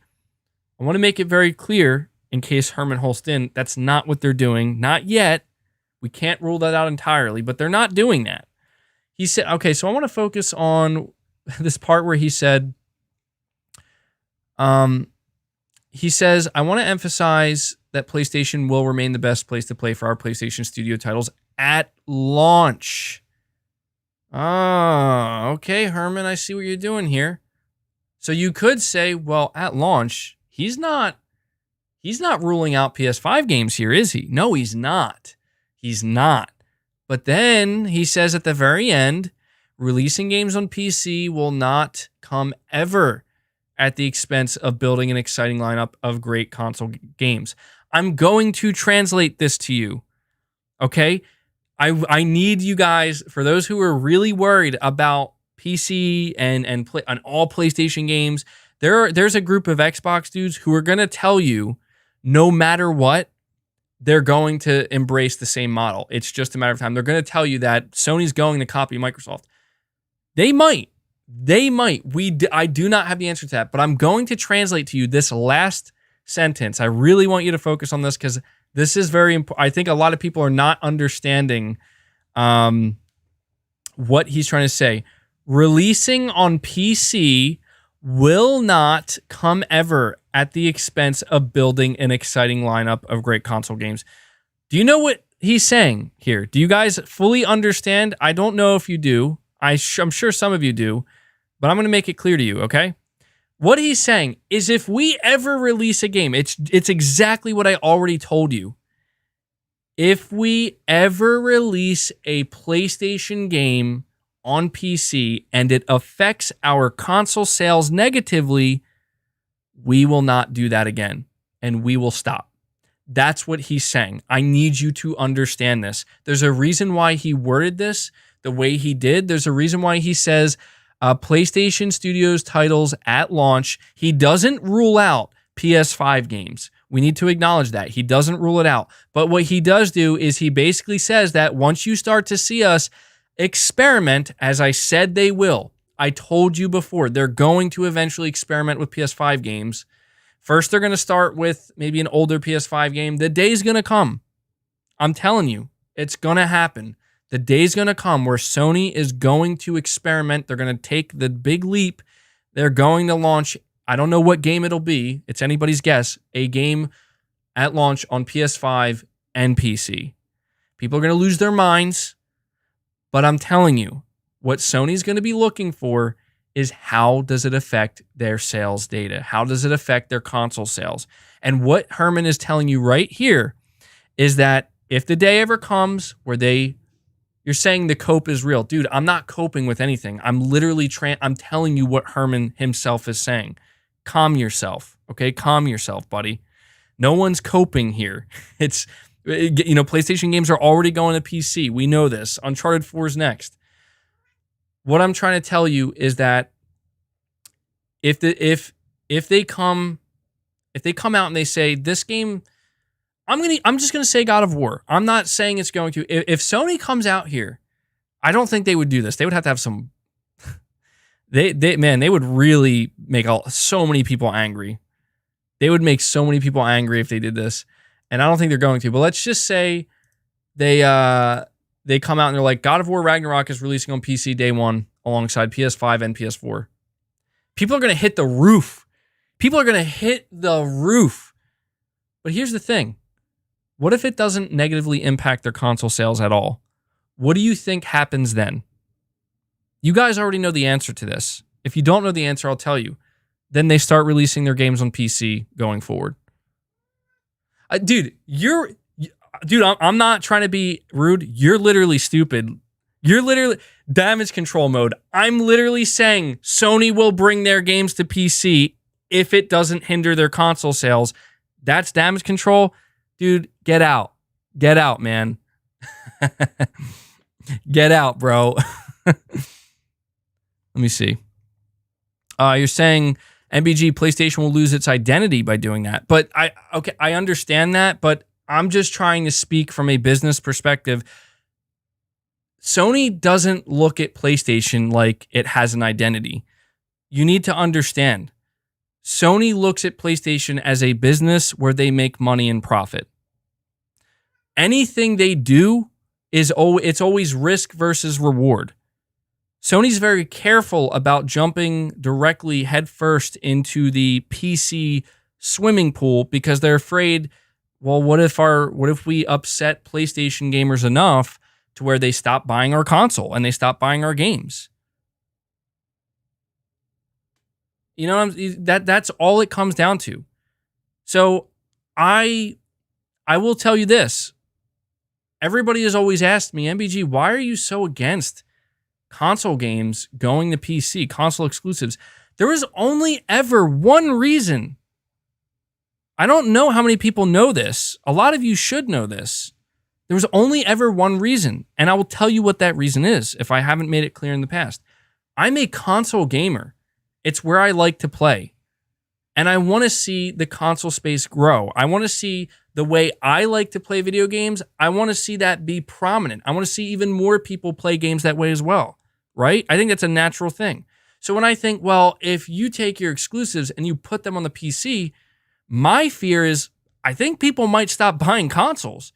I think console sales may tank, and that would be bad because that would mean the way I like to play games is diminishing and less people are doing that. But what we may end up finding is that no one actually cares. What we may end up finding is that it turns out anybody who was originally going to buy a PlayStation console to play these games is still going to do so. No harm, no foul. That's what we may end. And I'm telling you right now, you want to know what Sony's trying to figure out? That's exactly what Sony's trying to figure out. That's why they released Horizon Zero Dawn.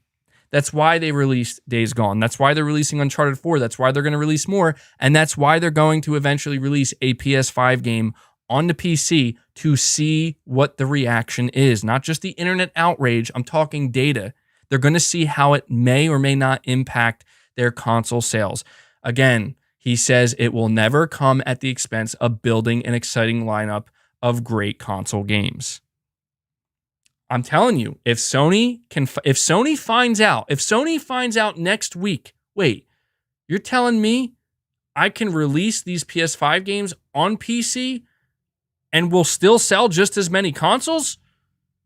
Get them on PC. Now, for me, one reason why I'm against this is because of Sony's own marketing. Sony sold me on a PS5 where they said, we're going to create some experiences on PS5 that can only exist on PS5 because of the architecture of that PS5. So therefore, like Ratchet and Clank, you tell me this can't run on PC, you tell me this can't run on PS4, that's why you want me to go buy a PS5. I better not find out next year it's coming to PC, because then I'm going to be pissed, because you just straight up lied to me. Is that, oh, well, a corporation lying to their consumers? Look, I'm getting ahead of myself, but I'm trying to make it clear to people, guys, in case you weren't convinced that Sony is embracing PC, here you go. Now, here's here's the last thing I'm going to say before we continue and finish this blog post. Is this a bad thing? I don't know. I literally don't know. Sony's going to find out for themselves. They're going to start experimenting. They're going to put even more games on PC. If the day ever comes where Sony suddenly stops putting games on PC and they're just like, you know what, never mind, we actually don't want to embrace PC, that's because they found out for themselves, holy crap, we made a big mistake. We're going to find out. We're going to find out firsthand. We have some super chats here. So we have Caleb. You're saying, hey, man, I just got to the stream. Really not surprised about the God of War delay. LOL. Hope you're doing well, man. Much love. Thank you so much. I'm doing great, man. I'm doing great. And you definitely missed a pretty good chunk of the stream so far, but you can always come watch the rest after, once it's done. iSiler18, you're saying, the bragging about 3 to 5 year old PS4 games arriving on PC is laughable and a non-issue. They make it sound like so many people never played the games. I mean, look, at some point, guys, we got to get over the whole... We have to break out of the bubble of like these circles and these groups where these conversations happen, and you have to look at the reality. I know that people see me as some radical fanboy, but the thing is, like, I'm pretty good at seeing things for what they actually are. And I'm trying to tell you that I understand there are people who are bragging like, Uncharted 4 going to PC, cry about it. Like, dude, very few people are crying about it. Like, it's the same thing with the God of War cross-gen thing. Sony's going to do what they're going to do. Period. They don't care about, and I'm giving you guys a tough love right now. It's just the truth. Sony doesn't care at all about what you think about your precious exclusives. I know that sounds harsh, and I know some people are like, that's not true. No, they care about the money they're making. And if they find out, and they're looking, they're checking right now. If they find out they can make even more money off of you and people on PC, and it doesn't negatively impact their sales or their reputation, what do you think's going to happen? I'll tell you this. If you want my opinion is I don't think every PS5 game should go to PC. There should be those PS5 games that leverage the PS5 architecture that can only exist on PS5, for sure. I believe that's a thing that should exist. I also wouldn't really care if a lot more PlayStation games eventually go to PC. If it doesn't impact PS5 sales, because again, you ask me, why do I care about PS5 sales? I want to see the console market grow. I want to see more people playing on console because it's my favorite way to play games, and I want to know that more people are doing it. I want to, how long have we heard? Oh, the console's going away. The console market's dead. This is the last generation of consoles. F that. Get that out of here. That's not the truth at all. The truth is, console gaming is alive and thriving. Here's the big twist that nobody ever saw coming. Wait, console gaming can thrive even without exclusives? What? I don't know. Sony's going to find out, and we're going to be along for the ride to find out with them. Samson, you're saying there are programs that Xbox Series X users use to play PS4 games that go to PC. I watched it. I sent you a link of someone playing Days Gone on Xbox free. That sounds illegal. I think that they could get in trouble for doing that, man. I'll have to check that out, though. Devakin, you're saying truth is a console gamer is always going to be a console gamer. Only PS fans have come up with this narrative of playing every Xbox game on their imaginary PC. I mean, I can tell you with complete honesty right now, Devakin and everybody else, I have a new PC that is, I think, even more powerful than, I know it's more powerful than the Series X and the PS5. And I can play every Xbox game on it, but I don't know that I want to. Like, a big part of me is like, I like the console experience. If I'm going to eventually play some of these Xbox games, I kind of want to buy them on, I want to buy a Series X and play them on there in my living room on my TV. I can't help but feel that that's how the overwhelming majority of people who play on console feel as well. I guess what we're trying to say is that for years and years, Sony, Microsoft, and Nintendo have literally forced people to go buy their consoles. I think we are seeing the upper limit of how many people you're going to force to buy your console.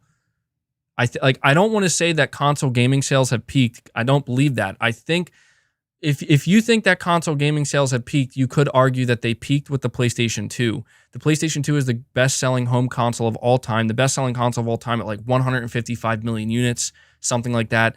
People will tell you that a good chunk of those sales came from people only buying it for a DVD player. That's really bizarre to me if that's true, because that means a good chunk of people were buying this gaming console to not use it for video games. The question is, can a game console that's bought just for playing games, can it beat that number? Can it grow? Can it go beyond 155 million? I think absolutely yes, it can. Can it do that if a lot of their games are also on PC? Maybe. I don't know about that. I want to say yes, but we don't know. Magnum Visuals, you're saying, what the hell is going on? I just woke up. Dude, there's a lot going on right now, man. There's a lot going on. Samson Ironman, you're saying, I will just buy Xbox and play PS5 games for free. I mean, dude, do what you want, man. Do what you want. Adrian, you're saying, proud of you for standing up to the troll. I'm proud of you for getting back to yourself. I see you. My mother died February 26th, and I'm trying to reach out to you to say I understand your pain from before. I'm sorry to hear that, man. Really sorry to hear that. I know the pain of losing a parent. It's extremely painful. And Adrian, you're definitely a big supporter of the channel, man. So I appreciate your support, and I'm always appreciative to hear about people who also understand. So thank you for the super chats, man. And yeah, I'm not trying to be rude to anybody. I'm also trying not to be really much of a pushover anymore either, because I'm tired of the nonsense, you know. And Adrian, you're also saying it would be nice to have a group forum for year-long or elite members only at this point. This is a one-sided friendship. Much love, man. Yeah, no, dude, people have been asking me for a long time, a lot of my members. I will tell you this. Discord is set to be integrated into PlayStation, so stay tuned. Depending on how that works, maybe we can get something set up like through Discord, through PlayStation. It's something I definitely have in the back of my mind. So thank you for the super chat, man. Okay, Kapapa, you're saying, I think Sony is trying to lure PC players to PS5 by releasing old games to PC. I'm going to be real with you right now, okay, Kapapa. I don't think that's what they're doing.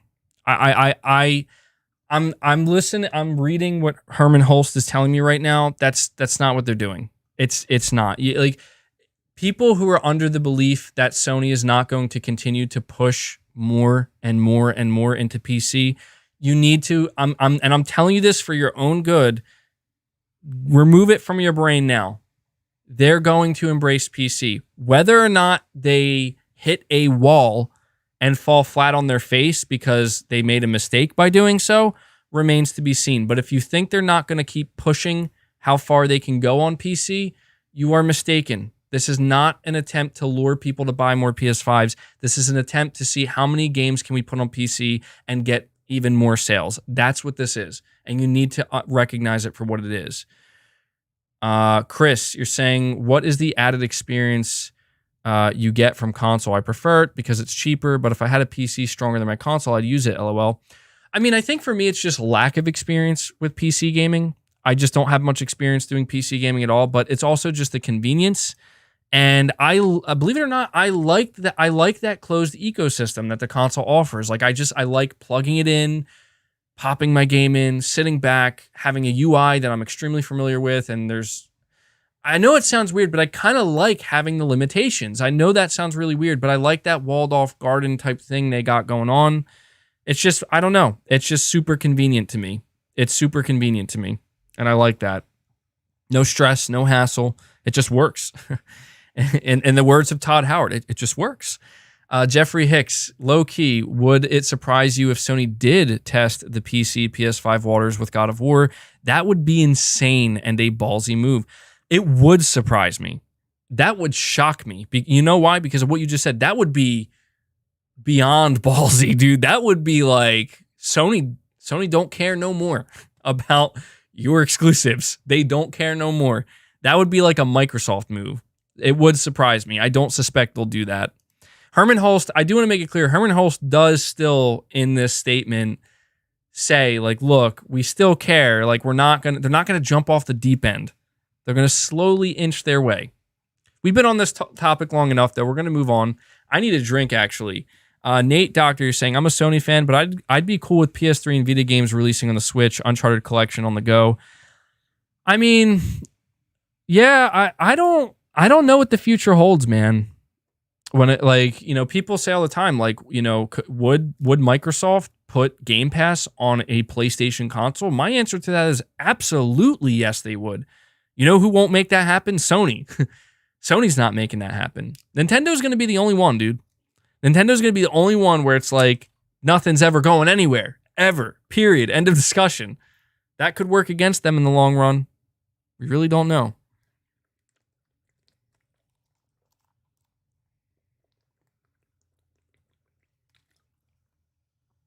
Dude, I am parched. Caleb, you're saying, hey man, totally unrelated to anything going on, but how great is Returnal? Trying to platinum, but man, it's tough. Dude, I'm going to talk all about Returnal in the upcoming podcast this Sunday because I finally beat it and I have a lot to say about it. I was actually thinking about doing even a dedicated review discussion, so I might do that, but to keep it short, absolutely amazing, dude. I beat it and it was such a struggle, and then I got through the biome 1 through 3, no problem, dude. First try, maxed out. It was amazing, amazing game. Highly recommend it. But let's continue on here. Appreciate all the super chats, guys. Let me see. Where did I leave? Okay, so the next question. Another topic that's been out there recently is Japan. Do you feel that from the PlayStation Studios perspective that Japan is still a big focus for development? Or are you maybe considering a shift to a more Western focus for game development? And so Herman answers by saying, oh no, I want to be very clear that Japanese games and Japanese talent remain extremely important to PlayStation Studios and to Sony Interactive Entertainment. Japan and Asia are strongly associated with our legacy. The success of Sony, the PlayStation brand, and many of our iconic PlayStation franchises were actually born in that region. I remember watching the PlayStation 5 showcase event from last year. It struck me how much Japanese influence there was in the games that we showed, and what a key part of PlayStation's DNA that is. It's one of the things that makes PlayStation different, unique in my mind. I know the potential from high-quality games from Japan and Asia, and some of the best development talent in the world is found there. They have that history of innovation, of craftsmanship and skill, that pride and team spirit. We very much want to continue those traditions. Polyphony Digital is such an important part of the PlayStation family, making the best driving simulation games in the world. We're building, Team Asobi in Tokyo, a world-class studio that are developing a franchise for all ages with global appeal. Such a creative team. Guys, let me tell you, what do you think that franchise is? What do you think this game is that Team Asobi's making? A full-blown AAA Nintendo-esque Astrobot game. That's what they're doing. So that's pretty exciting. And it says, alongside Team Asobi, we will continue to maintain and build partnerships through our external development team. So I'm really excited about the future of PlayStation games from Japan and Asia, and I'm grateful for the interest and passionate support for our Japanese teams. So, and it ends here by saying, great to know, and perhaps this is a redundant question, but it seems like maybe we haven't seen the last of Astrobot. I hope not. I love that guy. So essentially, Hermen Hulst, without straight up announcing it, has revealed that there's a AAA Astrobot game in the works coming from Team Asobi. We know this, okay? This shouldn't surprise anybody. But let me go back over here to Twitter real quick, see if there's anything new going on, anything I may have missed. But yeah, all in all, guys, if you want my take on everything here, Xbox says, let's see what Xbox says. They says normalize being friends with people who own different consoles. Is that that's a weird statement. Like, do people really, is that, I don't know. It's appropriate on Twitter. It's a weird real life statement. 100% makes sense on Twitter. Like, yes, make friends on Twitter with other people who play other consoles, right? The idea that people would not be friends with one another, like you play PlayStation or you play Xbox, I can't be friends with you. Like, is anybody actually like that?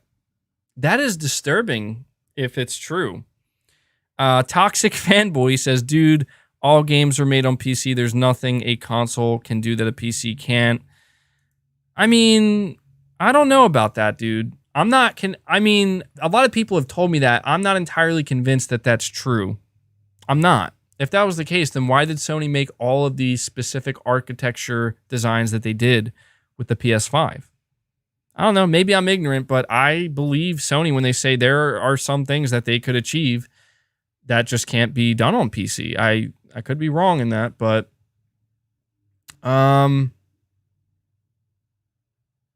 just seeing if there's anything else that's coming out. Maybe we can check to see. Let me see here. Some of these reactions. What are some people saying? I forgot that I actually tweeted this or put this response tweet here. But yeah, I do mean this, you know? I do mean this when I say they need to take they need to take all the time they need with God of War. I'm certainly willing to wait for that. That's funny. List of people that saw this coming. Everyone. Yeah. Let's go. Let's see. Is God of War still trending?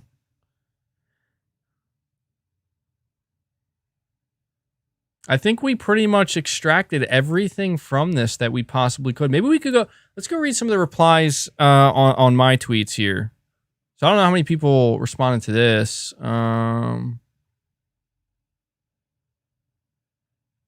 this guy says, "Bruh." Let's keep in mind this is Master Chief apparently saying this. He says, "Bruh, I get what you're trying to say about PlayStation games on PC, but this is 12 minutes ago." But what I read from Hermen Hulst is typical corporate talk. I think what it means is, yes, we will see PS5 games on PC. Not all of them, not day and date, but 1 to 2 years later. I know, but I literally said that, dude. I literally said we're going to see a PS5 game at some point, and then maybe more so after that, depending on how it does. It's going to happen. So Michael says, I get that Horizon Forbidden West showed cross-gen games will look amazing. It's just interesting that Sony gets praised for not being upfront with believing in generations, while Xbox gets dragged for being straightforward about it. Just an observation. Well, you could argue that Sony, I mean, yeah, I guess they kind of knew from the start with Horizon and Spider-Man Miles Morales, but something tells me Sony was not planning to support cross-gen for long. I think that I don't know. I mean, maybe there's truth to that. Microsoft, I'm going to be honest, Microsoft, the reason, I'm just going to be real, dude, Microsoft got dragged through the mud because of what they showed with Halo Infinite. They come out here and they're like, we support cross-gen. And there were a lot of people who are like, this is good, this is good. And then we're like, okay, show us why it's good. Show us why it's okay. And then they show what? The gameplay demo of Halo Infinite. And everybody's like, oh, yeah, I don't know about cross-gen. Just compare the Halo Infinite demo to Horizon Forbidden West, and you will see why people are much more comfortable with cross-gen under PlayStation than they are Microsoft. Easter Islander, you're saying, MBG, you may be right. I remember reading somewhere that the PS5's SSD is faster than any current PC hard drive, one of the selling points of its speed. Yeah, I heard that too, and, you know, I think that it's going to take a little while for PCs to catch up with as like that being the standard speed, I guess. And, you know, a lot of people don't have an SSD like that in their PC. I don't know if anybody really does. Maybe they do. I don't even know if there's SSDs available that are that fast. Maybe they're available now, but I think very few people actually have SSDs. Like, that's probably like 1% of PC owners or something. You know what I mean? To whereas I think Sony tried to make that the standard for their console, but let's keep you're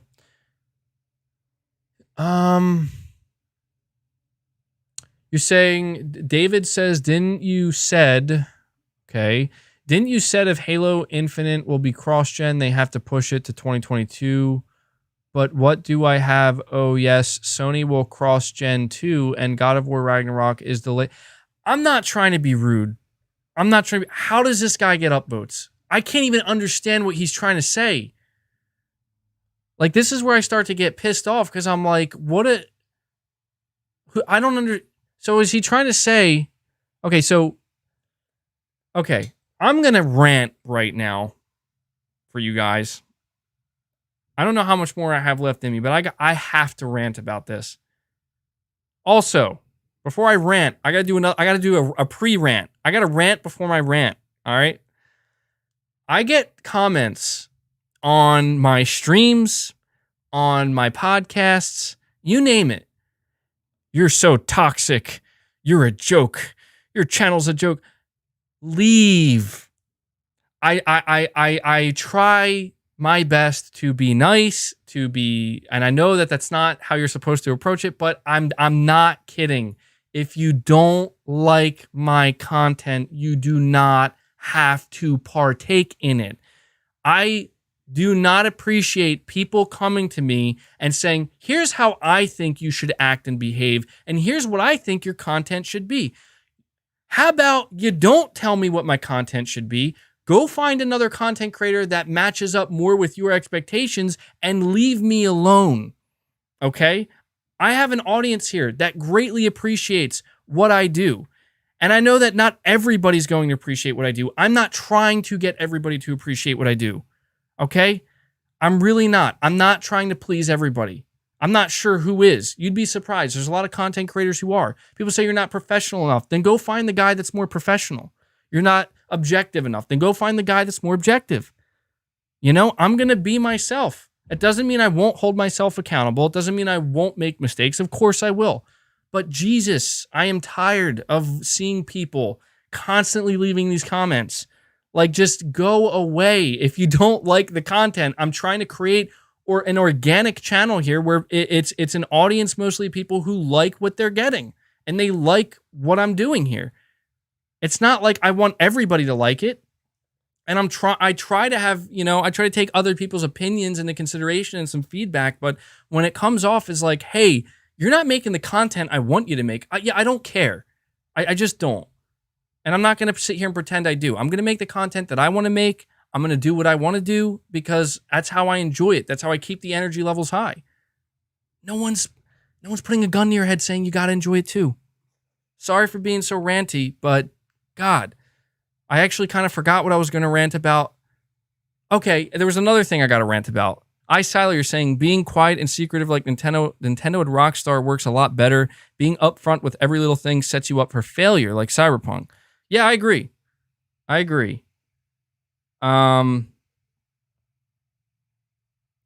Okay, I got to rant one more time here. Thank you for the super chat, Siler.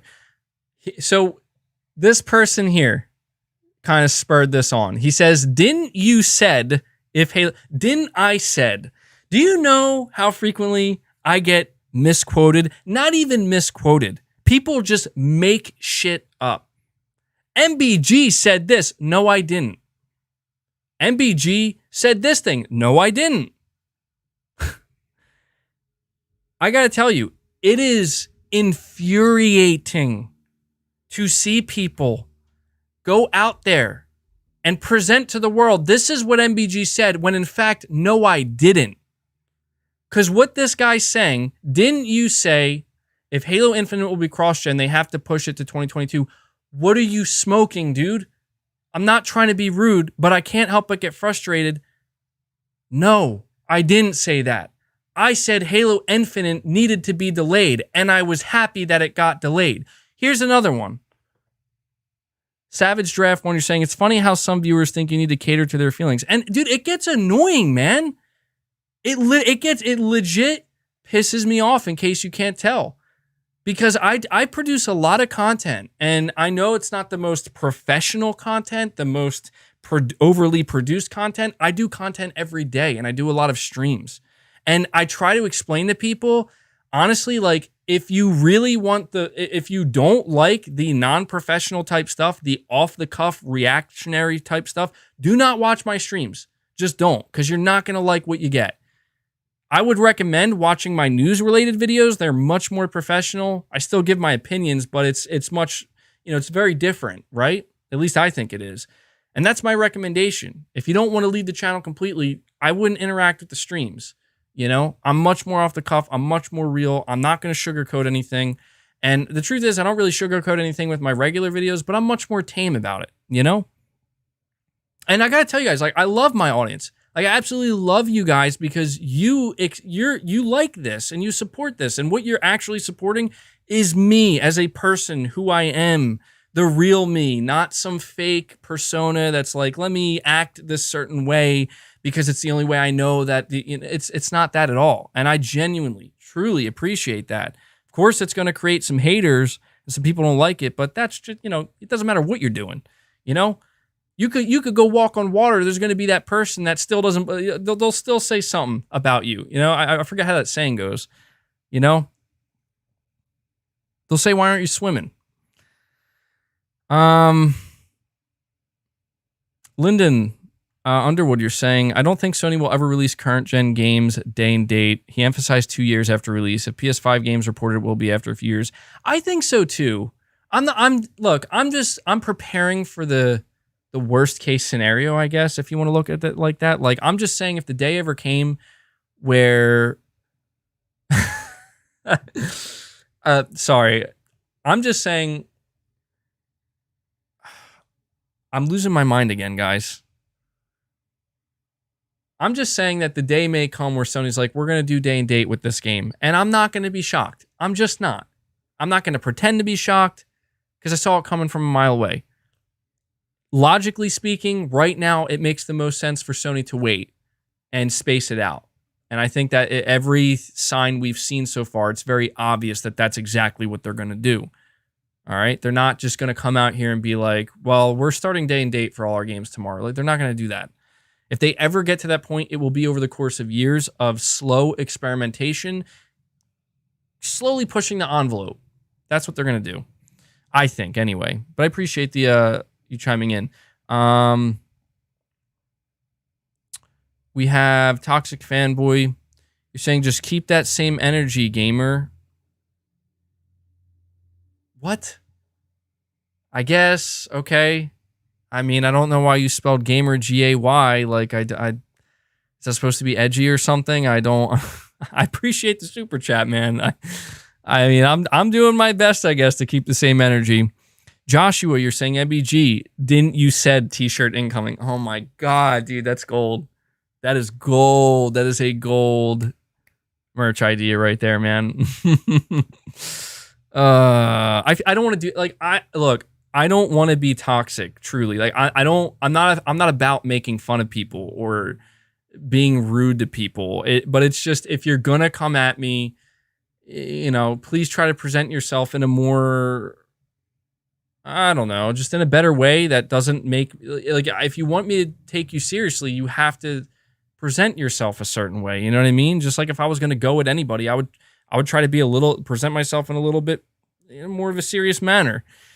Or I don't even say professional, but you guys know what I'm saying. Mike Who? Say God of War is a console seller and we can't get PS5s at the moment. This is a win-win for everyone.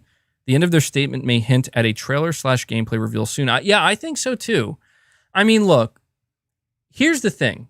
If you are the person that's sitting here with your arms folded and you're like, this isn't a win-win for everybody. I'm not winning. This sucks. Like, dude, you're the only one losing. You are, because like you're the only one sitting there like that. And there may be a few other people, but you're the one that's gonna miss out. Like, the point is, your feelings don't matter. I'm not trying to be rude. I'm just trying to be legit. Like, Sony doesn't care about how you feel about God of War being cross-gen. It's cross-gen. Period. End of discussion. Either accept it or don't. They don't care. They just want to know, are you buying it or not? And they know that 90% of people on the internet who are complaining about it, they're also going to buy it. It is what it is, okay? So if you want to sit there and be all, upset about it, go right ahead. You're the only one that's going to feel that way. That doesn't mean there aren't valid criticisms or cons of it being cross-gen. There are. But to act all, hysterical over it, come on. Grow up a little bit, Brittany Goes Meow, you're saying, I just have to say, I love this rant. Finally telling them what's up. Get them. Yeah, I appreciate it. Like, I don't like getting like this too often, only because it's like, it shouldn't be a thing. That's all it is. I shouldn't have to tell people, if you don't like the content, you don't have to consume it. I shouldn't have to tell people that if you don't like the way I do it, that don't be part of it. I shouldn't have to tell people, stop telling others how they should and shouldn't behave on their own YouTube channel or with their own content. You know, there's more than enough content out there for everybody, all different flavors. Find the flavor that suits you best, you know? Bryson, you're saying Sony needs to stop lying about release dates, but Returnal, Ratchet, and Demon Souls sounds like they believe in gens. Yeah, I mean, that's the thing, dude. Everybody's like, well, Sony lied when they said we believe in generations. I mean, we currently have...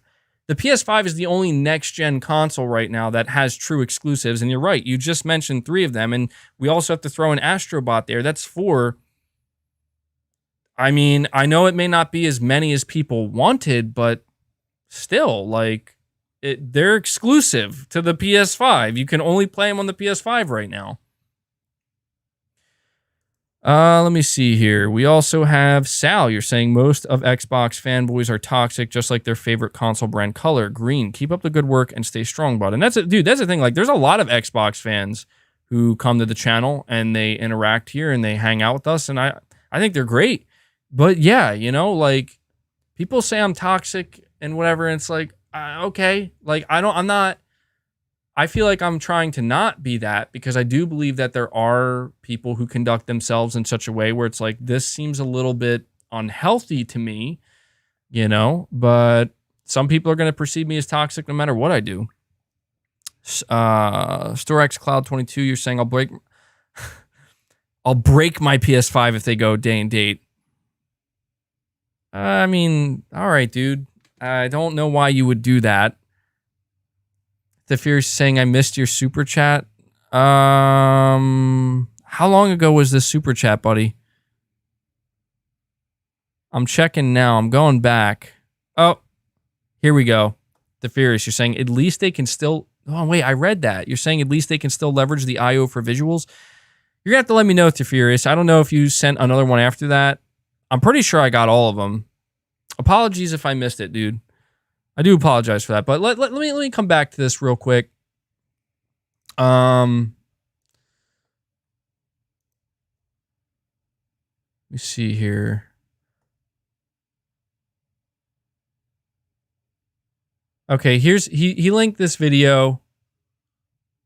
He said this, and it looks like both of this good games is delayed, but remember God of War. I'm not gonna lie, I don't really understand what this guy's saying. So he's referencing a video here that I made. Microsoft beginning to realize cross-gen is a mistake. Halo Infinite. Okay, I said Halo Infinite could be pushed to 2022 because it was a rumor going around. I made that clear in the video. Let me ask you guys, hold on, I accidentally opened up a program on my computer that I wasn't trying to. Hold on, guys. I don't know why this is open. So you see this here? This is a video that I made. This was literally, I think, a month after, not even a month, probably, I don't know, probably a couple weeks removed from the Halo Infinite demo. I want you to realize, do you think this is it's worth noting, by the way, this entire video that this person is referencing was based off of a rumor that I didn't start. It was just a rumor that was making the rounds. The rumor was claiming that Microsoft was considering making Halo Infinite a next-gen only game to avoid, you know, because they got a lot of negative feedback about how not next-gen the game looked, and that could make it even be pushed into 2022. Is what this says right here, Microsoft beginning to realize cross-gen is a mistake.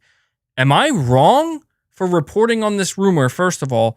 Second of all, is that a crazy, absurd thing that Halo Infinite was shown for the first time? People were, frankly, like, shocked at how not next-gen it looked, and then maybe it does need to be next-gen? I don't understand, like, why people act like this is some kind of radical, crazy stuff. It's not. It was a rumor that was going around at the time. I don't even know why I focus on it. I really don't. I don't know why I focus on it. Let's keep it going here. Let's check out some other stuff people are saying to me or about me. A Shorty Faye saying people need to stop crying. It's God of War. If you have a PS4, play it on that PS5. Play it on that PS5. Play it on that Horizon Forbidden West. Miles both showed us the game will look great. I agree, man. Like, that's the thing. Like, I'll be disappointed for a moment and be like, man, damn, I thought God of War Ragnarok was going to be, you know, PS5 only, really do some crazy stuff. It's not okay. I'm over it. Bring it on. I want to see it. I want to play it. You know, like that's honestly how I feel, man. Let me see what people are saying about this. Am I wrong for just wanting to look at the comments that have upvotes? I only want to do that because there's just so many. I like you a lot, MBG, but please keep the same energy when talking about PlayStation as you do when Xbox does this. You can't try to downplay it and say, well, Sony has made great games for years, so it's not the same, but it is the same scenario. No hate, though, for real. Well, I appreciate no hate, but you're saying joking, bro, but I'm against day and date. Love you, bro. Well, I'm glad you clarified that, dude. I was going to say, like, you might need to take a break from video games if you're getting ready to break your PS5, bro. That's extremely unhealthy. See here.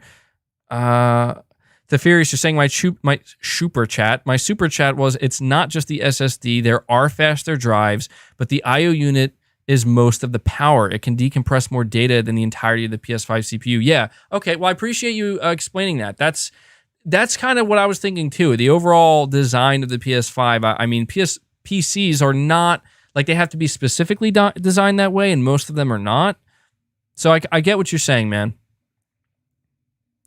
Toxic Fanboy, you're saying, I will say you're better than Yang. Yeah, that guy is a shrill. I don't know if you meant to say shill or shrill. I'm not going to lie. I don't really watch Yang Ye anymore. I did notice Yang Ye put out a video about his Cyberpunk review, which was, I mean, I watched like a couple minutes of it and I was like, all right. I mean, he's owning up. You know, he didn't have to do that. I respect him for that. But I don't know, man. Like, I feel like, I don't know. I'm not even going there. Yang has a massive audience. You know, he's professional and he does his own thing. I'll tell you this. You know what I miss? I miss the Metal Gear Solid 5 Yang Ye days. I miss that.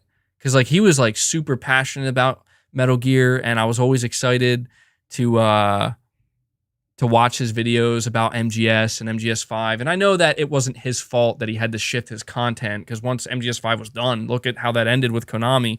But I remember when his channel was like that, and I really loved that. I always looked forward to his videos. These days, it feels like it's a lot of, you know, like, here's what's going wrong in the industry, and I get it. He reports it. It's just not, the content doesn't interest me that much, you know.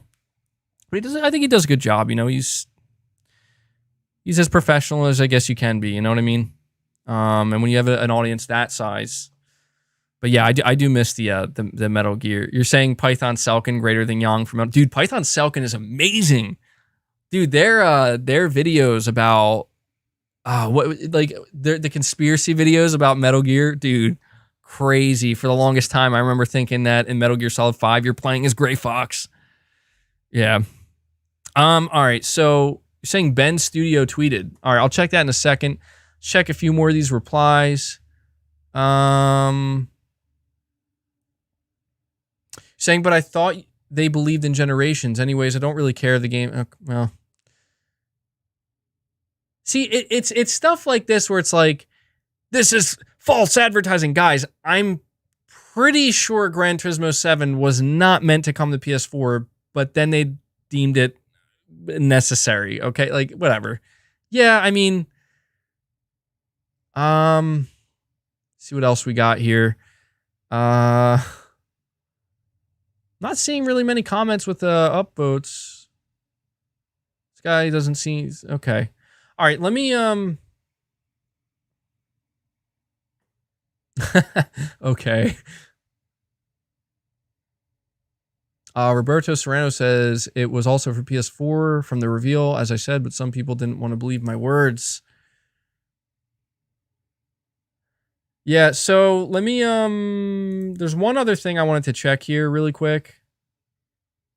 Where was it? Where did I? Okay. By the way, guys, I don't know if we hit 1,000 likes yet or not. I can't see it. We do still have over 1,000 people watching, which is awesome. I appreciate you guys hanging out with me for so long. Please hit that like button for me if you haven't. Let me check this. I remember I got a response from somebody. Never heard of it. Yeah. Let me see. I'm trying to...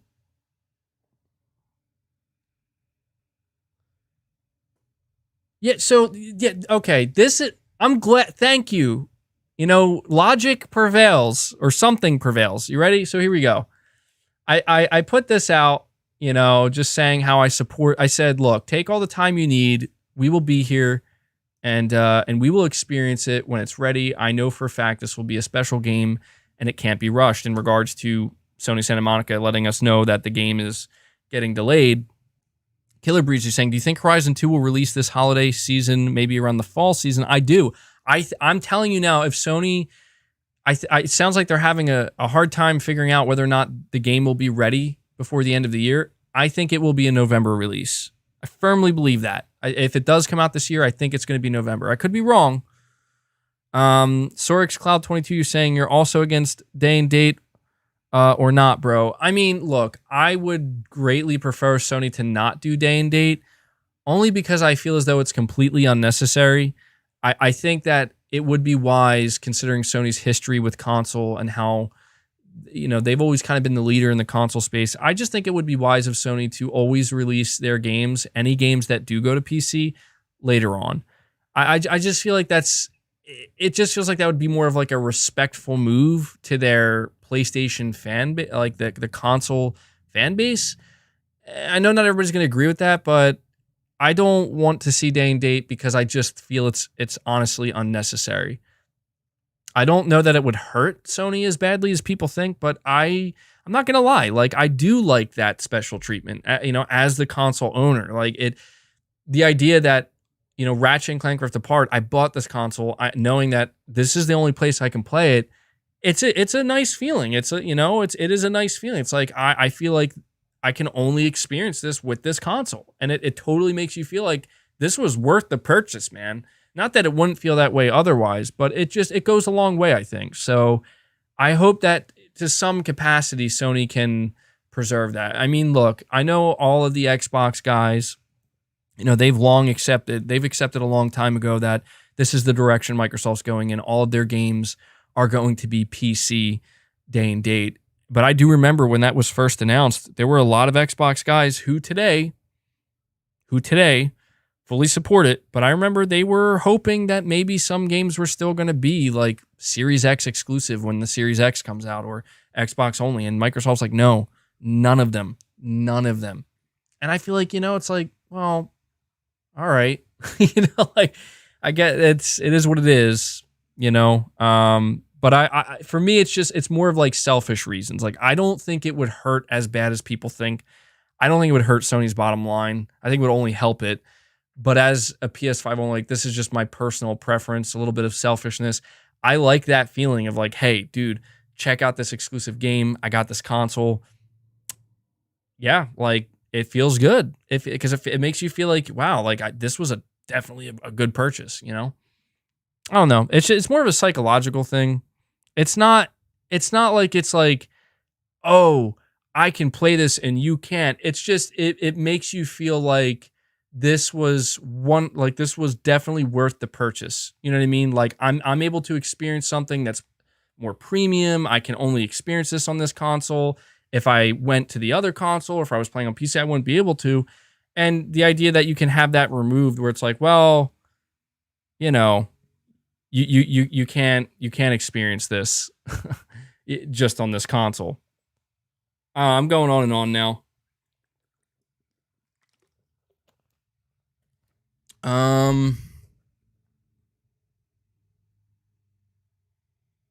Toxic Fanboy, you're saying, how do you feel about Sony making crossplay hard to do with other platforms?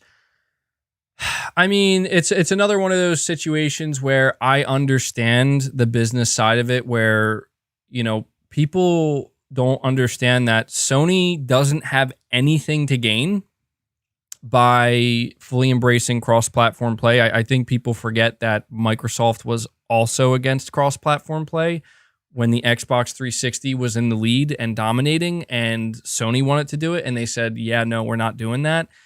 It's a business thing. The person on top only has something to lose by doing crossplay and nothing to gain. And so it's like, people want me to pretend to care, But Borderlands 3, I do not care. Sony doesn't have to make anything crossplay. I could sit here and pretend to be outraged and be like, Sony. Uh-oh, hold on. Hold on one sec, guys.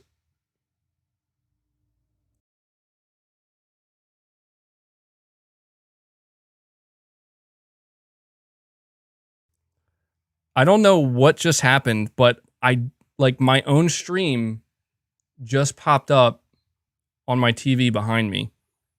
And I just got really, really confused. What the hell was that? I think it's good now. I don't know what that was. That was strange. But I'm going to keep the stream going for a little bit longer here. But the crossplay thing, look, I think crossplay is great. I don't care about it that much. Like, if it's there, it's there. If Sony says we don't want to lose money by doing crossplay or lose players, it's like, all right, I mean, the PlayStation install base is certainly large enough that I've never had to worry about not having enough people to play with.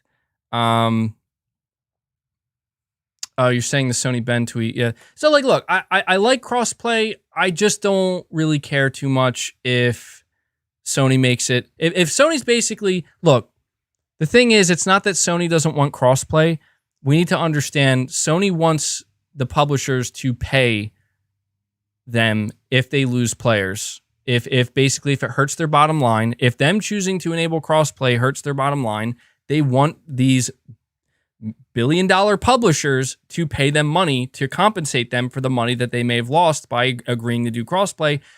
Dude, I don't have a problem with that. Like, Sony basically goes up to another billion-dollar corporation saying, we want you, look, they have more to gain. We only have something to lose. So we want to be compensated. I get it.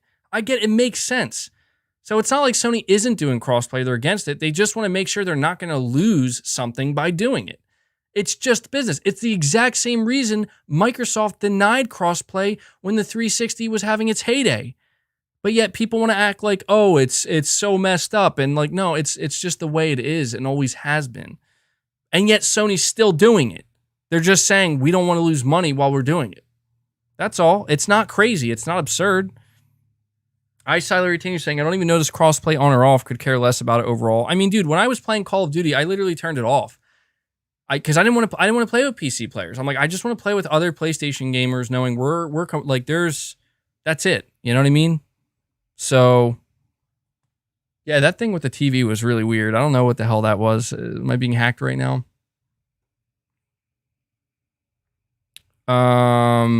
Saying it's pretty much confirmed that the next God of War is cross-gen. Yeah, we discussed that. All right, so let me see here.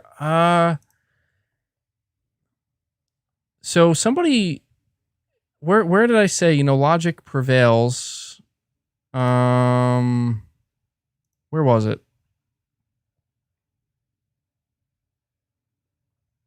Dude, is this really something people are going to try to do right now?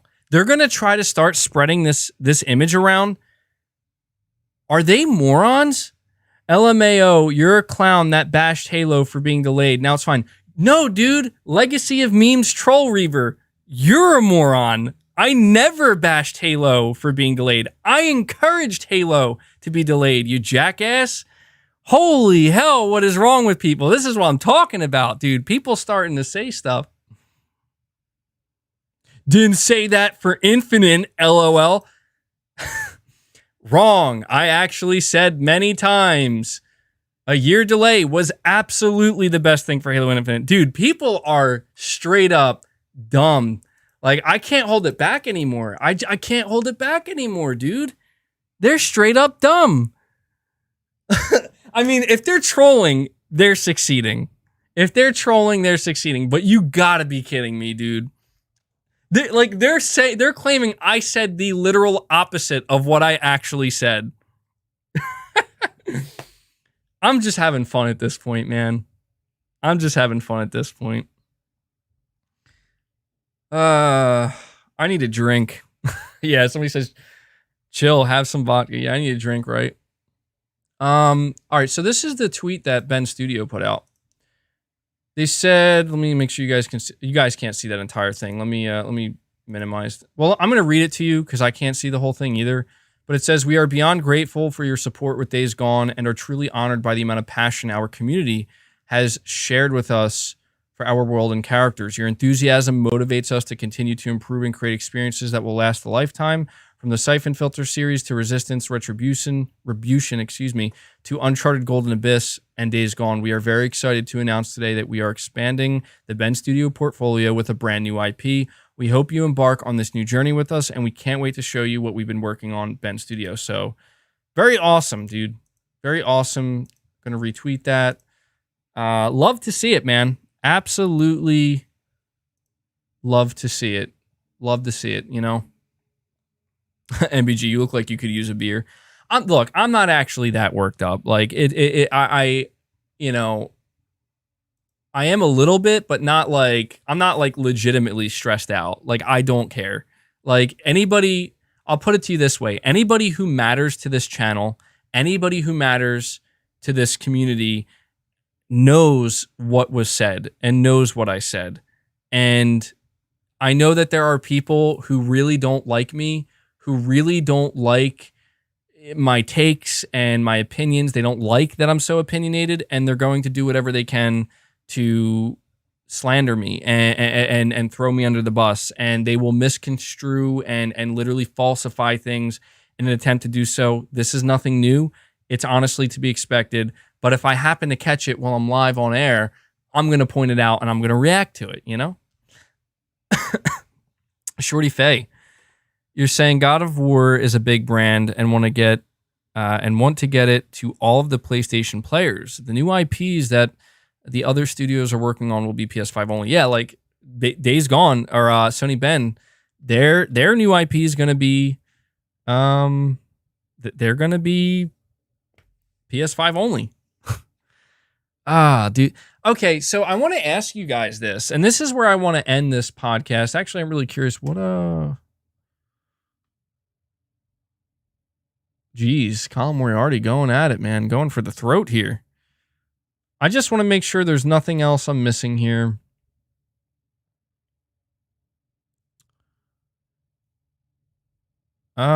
So Benji Sales says, definitely don't love Sony's marketing and messaging recently, but God of War and GT7 being cross-gen won't suddenly make these games worse. Horizon Forbidden West is cross-gen, and it looks absolutely stunning. Sony should be clear on messaging, but these games will be awesome. To be clear, I'm not just letting Sony off the hook here. I do absolutely agree with the criticism that they are getting today. They haven't communicated nearly as clearly as they should to consumers. Just saying, I believe the games will be amazing in the end. Yeah, I mean, he's being, you know... saying at least toxic fanboy, you're saying at least I'm not like crap gamer. All right. I mean, I don't follow him, so I can't. Okay, I guess I don't know what to say to that.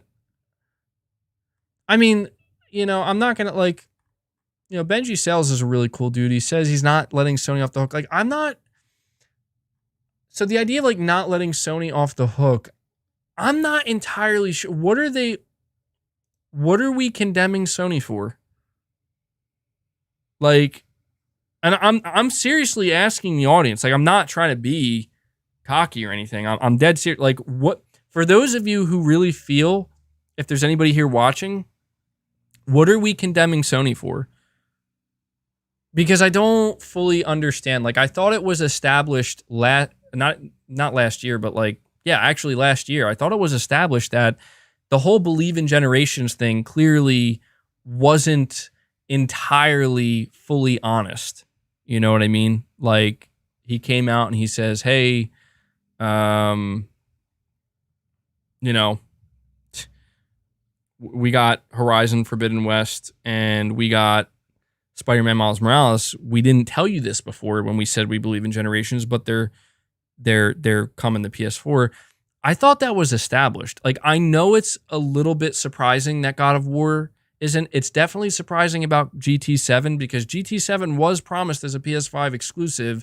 Now it's suddenly not. But it's like, did anybody really think GT7 was going to be the game to do some crazy stuff with a radical change in gameplay design?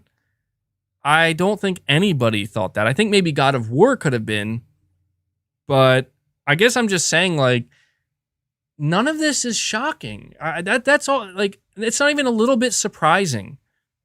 That's all I'm trying to say.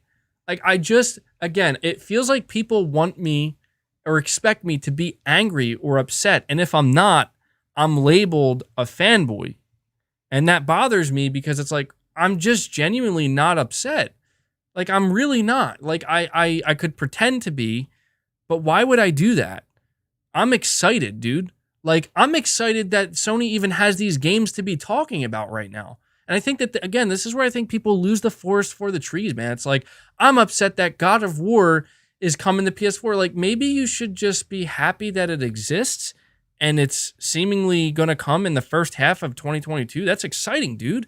Like, that's exciting. Horizon Forbidden West, like, what about it? It looks amazing. Like, why are we not excited about this? Well, GT7 PS4. Oh, just let him have it, dude. It's GT7, man. Let him have it on PS4. It's not a big, like, I don't plan to be teleporting to different racetracks instantaneously like it's Ratchet and Clank Rift Apart, for God's sakes. Just let him have it, you know? MBG, people want you to be critical of Sony because we are critical of Xbox. They think life is a tit-for-tat game. I do understand that line of thinking, but my problem with that is the criticisms I've had for Xbox fall in line with a singular theme. TCMF Games. I don't know if that's really you or not, man, but you say God of War Ragnarok will still probably be the best looking game when it's revealed. You're not wrong about that. You're not, dude, I'm telling you, like, I bet you people are going to be like, wait, this is PS4? You're not wrong about that. What I was trying to say, though, is that, like, look, the problems we've had with Xbox revolve around a singular theme, a singular point, that being the games, more specifically the quality of the games. This is an area that Sony has literally been like curb stomping Microsoft for not just 1 or 2 years now, I mean multiple years in a row, and we're still waiting for Xbox to get it together. And this E3 is supposed to be when they get it together.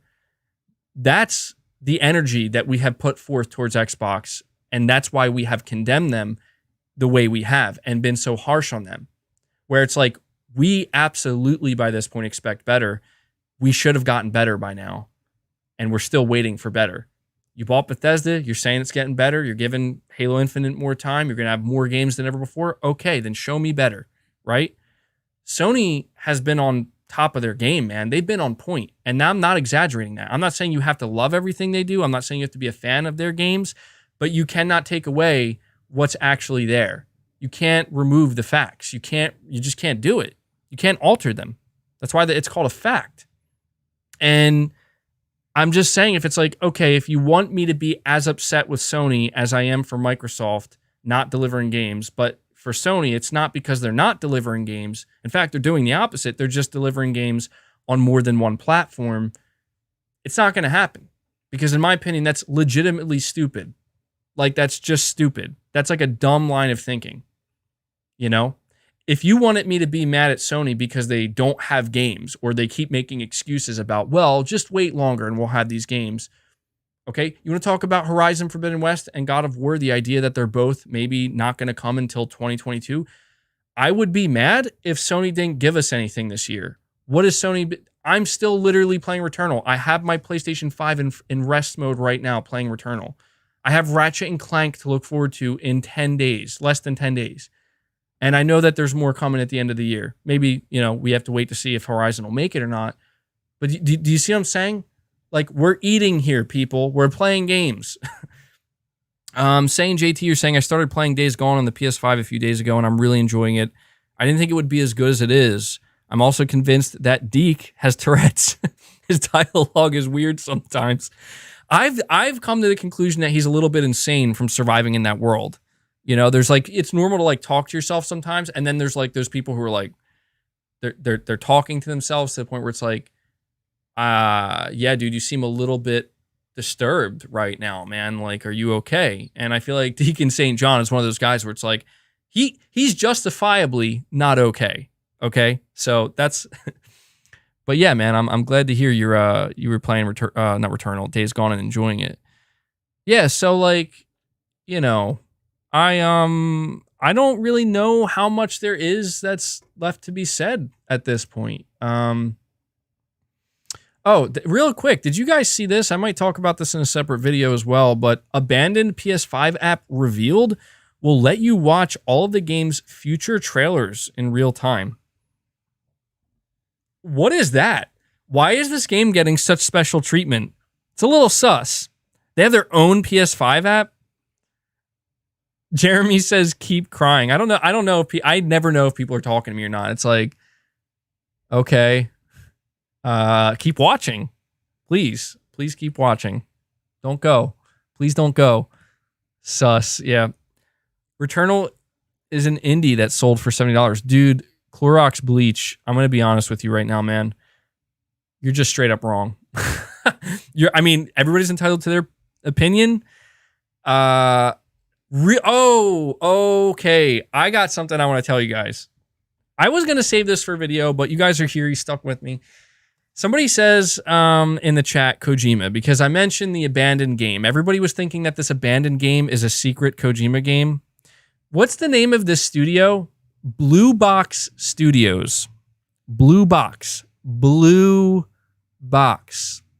I want you to know, this is just literally like the meme of that guy connecting the dots and looking like an insane person. That's me right now. I just couldn't help but think of this. Blue Box Studios, people were already thinking this is a secret Hideo Kojima game. They had to come out and say it's not. So there's that.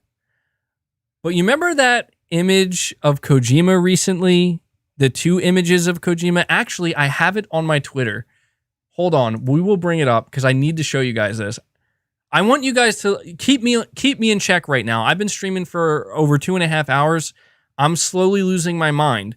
So I need you guys to keep me in check. Oh, and by the way, in case you guys didn't know, PS5 is RDNA 2, always has been. Not sure who thought it wasn't when AMD and Lisa Su explicitly confirmed this, as well as Mark Cerny multiple times. But we're just going to keep it moving along here, people. We're going to keep it moving along. Where is that tweet that I put out? Because I need you guys to keep me in check and tell me if I am absolutely insane like this guy right here, okay? I need you to tell me if I'm losing my mind. Where are those? Come on, where are they at? Where are they at? I know they're not too far back. I enjoyed making this tweet, Xbox right now. This was a fun tweet to make. I mean, I know when I do that, people are going to get upset, but it's like, it is just a joke. I'm just trying to make people laugh. Man, my Twitter is a hell of a thing to... How far back were these images of Kojima? Here we go. Okay. Blue Box Studios, right? Blue Box Studios. When this was revealed, everybody was thinking that Kojima is not part of Sony anymore. And I don't know. Siler is saying, I love Trolljima, and if we don't hear MGS or Silent Hill at E3 or Sony event, I never want to hear about those games again at this point, LOL. Yeah, dude, I'm actually in the same boat. I don't want to continue to be pulled along this, I don't want to continue on this ride that leads to nothing and nowhere. But, okay, so the studio for the game, Abandoned, is called Blue Box Studios. And we have these pictures here. Now, I thought that these pictures were strange from Kojima because they were both taken the same day. And it's just a little bit strange because Kojima doesn't seemingly normally post pictures like this. And everybody saw this and they saw over here like, oh, look at my camera's covering it, my face cam, but he has in the corner here, it's Sony. That's, and I know the Sony headquarters is right next to Kojima Productions. I know that. I know they're across the street. But people are like, this is Kojima. He does like to troll in some weird ways. We know that there's been a ton of rumors going around that he's in talks with Microsoft, which I don't doubt. And it's just like, okay, he's eating what looks to be a hamburger, I guess. Now, I want you to focus on this image here. Okay? God, I know. Okay, you guys are just going to have to look at it zoomed out. I apologize, but that's just how it's going to have to be. So people were wondering why did you circle this? Because I'm like, this is clearly like a PC. I think somebody said to me it's an Alienware PC. and he says, I'm at work. And he like, look at his face. Okay, he's clearly posing. He clearly told somebody to take a picture of him in this pose. The point is, he did this for some reason, and it just seems strange to me. It's like, okay, Kojima, are we supposed to believe you're not at work? Blue Box Studios, blue Sony logo up here. Here's a box, PC, in the shape of a box with a blue line going down it. I don't know. Now we're finding out that this abandoned game, this horror-based game, this survival horror game Abandoned, okay, coming from and I'm not trying to, if this is just a real studio that has nothing to do with Kojima, I do apologize for sounding like I'm taking a dump on them. I'm not trying to be mean, but a literal no-name studio that no one's ever heard of in their life gets an entire write-up on the PlayStation blog. They get a big deal made out. They have over 1 million views on their trailer. People are very impressed by the visuals. Now it's getting its own dedicated application so you can watch the trailer in real time from a no-name studio that has never made a AAA game before. Dude, something's weird. You're saying Jason Schreier's already confirmed Blue Box isn't Kojima related. I know. I know I'm being like that weird conspiracy theorist dude. I'm not saying I think it is. I don't think Kojima. I'm going to give you my expectation. My expectation, Kojima's next game is Xbox. That's what I think. But I'm just saying, I just thought that this was really weird. You know, I just thought I think the way Abandoned is being handled more than anything, putting Kojima aside, is really weird. Like, they're getting their own app that can work on the PlayStation 5 so you can watch their gameplay demos and trailers in real time. What? Like, why hasn't Ratchet and Clank received that? Why hasn't Horizon received that? Why is this random game from a no-name studio getting this? It's a little weird, right? It's pretty weird. I think that's weird. Toxic Fanboy is saying, looks like he's hard at work making the next walking simulator. You don't need a tinfoil hat, but you have a Kojima cap. Oh, I do. I totally forgot. Yeah. All right, guys. Look, I've been streaming for too long now. All right. But this was a hell of a stream. I'm not ending it yet. Don't leave. I'm not ending it yet. I'm not. There's just one last thing I have to discuss with you guys before I end this stream, okay? I want to just ask you guys your opinion on this because I'm very much torn about it. And I do have a poll up right now on the channel that on the community tab, you can vote for it. With everything that's like, can we all agree that the timing of Sony doing this is interesting? Now, my theory, and this is the last thing I'm going to say before I end the stream. My theory is that Sony wanted to put this random blog post out now in the beginning of June with all of this information that would technically be perceived as bad news or negative news, even though I don't think it is. But a lot of people were always going to freak out when they hear that, oh my God, God of War is cross-gen. My question is, what does this mean for Sony's event? Are they going to have an event or not? Is it possible that, I do find it strange. They're talking about Astrobot. They're talking about a Team Asobi and announcing a new game. They're talking about Ben Studio. They're announcing that Ben Studio is making a new IP, and they're making some significant announcements here. Does this mean that there's no event? I'm going to give you my opinion, and then I'll leave it to you guys. And this is a question that you can answer for me in the comments section of the stream once the stream is finished. My opinion is this. This absolutely does not indicate that Sony won't have an event. I still believe this means there's a big event coming. The reason why I believe this is because if you compile all of the highlights of what they revealed, these are all things that you don't reveal at a dedicated event. These are all things that you reveal outside of that dedicated event. And then you could say to me, well, MBG, why would they announce Sony Ben's new IP? Because you know what Sony doesn't do anymore? At least they don't do it very often. They did it with God of War, but we know God of War's coming soon. They're not going to talk about Sony Ben's new IP when it's literally just entering the pre-production phase. That's not. They did it with Haven Studios. They did it with Firewalk Studio and their multiplayer game. These are not announcements that they're planning to make at an event. They make these on a blog post because there's just simply nothing there ready to show. You could say they could do a teaser, but if these are games that are further out, Jade Raymond Studio probably isn't even finished being built. You look at Sony Bend, again, they're probably in pre-production with their game, so there's nothing even ready yet at all. They're starting from zero, starting from scratch. You talk about, you don't announce that God of War is going to be PS4 and PS5. Damn it. Are we back yet? We should be back. I think we're back. On my end, we're back. I'm just going to keep going. Don't know what it got disconnected there for a moment. We're back. We're live. We're good. Christopher, you're saying MBG, you were always super optimistic about Xbox and you were an Xbox fanboy. You give them too much benefit of the doubt. You might be right about that. I don't know what just happened there, by the way. It's clearly time for me to wrap up the stream, but yeah, just disconnected for a second. So to close out this massive stream that I wasn't...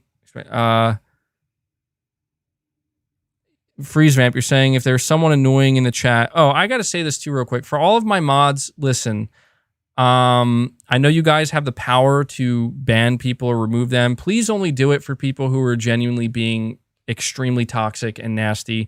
I want my chat and my channel to be open to all different opinions. And obviously, if people can say what they give their opinions about me and anybody else and anything else, please only ban people or remove them if they're truly being like next level toxic. Okay. I want to keep the chat as clean as possible. I encourage that, but I don't want people to feel like they're being wrong, like they can't have a voice here, whatever. All right.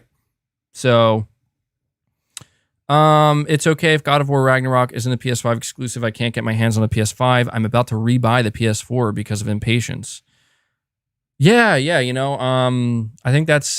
think that there, believe it or not, I think specifically for God of War, there's a lot of people who are feeling a little bit relieved because if we found out that this game was coming out like early 2022 or even, early 2022 and it's PS5 only, a lot of people would not have PS5s. They would feel like left out, And I'm not saying I feel bad. It's just, it's good news for them.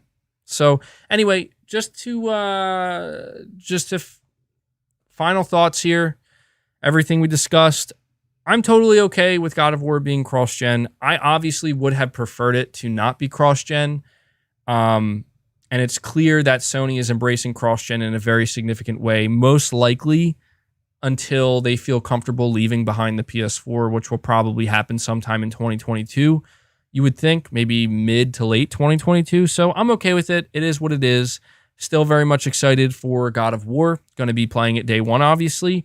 Christopher, you're saying, do you think PS4 will hold back God of War? I don't. And the reason why I say that is because if Sony Santa Monica made any major gameplay design decisions that were focused specifically on the PS5 hardware, IO throughput, SSD, and its overall architecture, it literally couldn't run on the PS4. The reason why it's on the PS4 is because it can run. It has the ability to run on the PS4. Hence why Ratchet & Clank is not on PS4. So you could say it's a little bit disappointing to see that they're not really innovating yet in the gameplay space as much as we'd like to see, but it's going to take some time. I think right now the focus should mainly be on let's just get this game done because these developers have had to develop games like Horizon Forbidden West, God of War, some of the highest quality games ever in the middle of a global pandemic, So it's like, I don't really fault them if they're not really at the forefront of gameplay innovation just yet. Let's give them some breathing room. These games are going to be amazing. Saying the PS5 version will have the advantage of being quiet, LOL. Dude, you're totally right. Totally right. So all in all, I'm totally fine with it. If you want my thoughts on the Hermen Hulst interview, I'll have to timestamp that. But yeah, I think there's still going to be a big event. I think it would be extremely disappointing for Sony to come out here, drop this, news in such a way, and then decide that they're not going to have an event. So anybody wondering, I do believe they're still going to have an event. I did originally have a video that I planned to put out today. I don't know if I'm going to have time to put it out. If I can't, I'll put it out tomorrow. But yeah, a lot to talk about, guys. I really enjoyed this stream. A lot more people showed up to it than I was expecting. So I just want to... You're saying, man, it's like you're working for Sony, the way you find ways to defend them on everything. Look, I don't... All right. I'm going to end the stream. I'm going to say this last thing, because I know that a lot of people feel that way. Holy crap, you're still going? Yeah, I'm still going, man. I'm about to end it. I want to say this. If you ever want to know, and I really want to make this clear, if you ever want to know when I'm going to lose it on Sony and when I'm really going to go for like their throat and be super pissed off at them or upset at them and I'm going to turn against them, they would have to do one thing and one thing only. And I've said this before and I'll say it again just to make it clear. They have to mess up with the most important thing, that being the games. They made a console. It's a great console. I love the console, and they're delivering games on a very consistent basis. And we're not talking about some crap, mediocre games. More often than not, we're talking about some of the biggest, some of the best games, some great games, some very high quality games. So until Sony messes that part up, I'm not going to be nearly as hard on them, because all of the other stuff that people are getting upset about, for me, it's almost like a non-issue. It's just fluff. It's, you know what I mean? That's not the meat and the potatoes of my gaming life, I guess you could say. And until that part, and if you wonder why, that's why I've been so hard on Xbox, that's why. Microsoft's out here talking about all these appetizers, talking about all of these, all of these condiments I can put, all this extra seasoning and stuff. I'm like, where's the meat and the potatoes? Like, I want the meat and the potatoes, and we're still waiting for that. So that's the best analogy I can give you guys. Christopher saying, for years and years, you were nothing but positive about Xbox. All you did was put out videos saying the games will come. The games will come, and this is the year. Well, yeah, dude, that's the thing. Final thoughts here. It's because I actually believed. I thought, okay, it's been like 2 years, of Xbox delivering mediocre games. They're going to have a hit. It's going to come. And it never came, and I just kept waiting and I got tired of it. And then they released Crackdown 3 and I'm like, you cancel Scalebound 3. We didn't even get the first Scalebound. You cancel Scalebound and yet you still let a game like Crackdown 3 launch. No. I'll come back when there's something worth playing. And I think there will be. So anyway, guys, that does it. Do me a big favor before you guys head out. There's over 800 people here. On your way out, please hit that like button. And if you want to help the podcast out even more when you're done, if you want to go the extra mile, come back and leave a comment down below once this thing is out there. But hit that like button, guys. Thank you so much for all of the absolutely incredible support you guys have shown the stream today. An impromptu stream, live reactions. It was a great time. All in all, I think that, I think that Sony's getting us prepped for some big announcements. So we will come back and we will talk once again about the whole God of War cross-gen thing once we actually see God of War, and we will determine for ourselves. So yeah, really appreciate it, guys. Huge shout out to all of my members. You guys are amazing. I don't say it enough. I don't think Devil Shooter's doing timestamps for this, but Devil Shooter does our timestamps every week for the podcast. So huge shout out to you, Devil Shooter. I don't even know if you're here right now. One last thing. Some of my members have been asking me if I can try to acknowledge more of your messages in the chat and not so much just super chats. I do apologize for that. It's a little bit difficult to do that. There's always so much going on, and I absolutely feel I cannot ignore super chats, and I know you guys are members, so I will try to do a better job at doing that. I feel like I say that, and then I don't do it, and I feel bad, but I'm trying. I'm definitely trying. So I'll try to get better at that. But all right, guys, that does it. That's about 3 hours. Holy crap. Didn't mean to go that long, but yeah. With that being said, I will definitely have a video coming out tomorrow, so look forward to that. And yeah, that does it, guys. Until next time, take care. See you guys.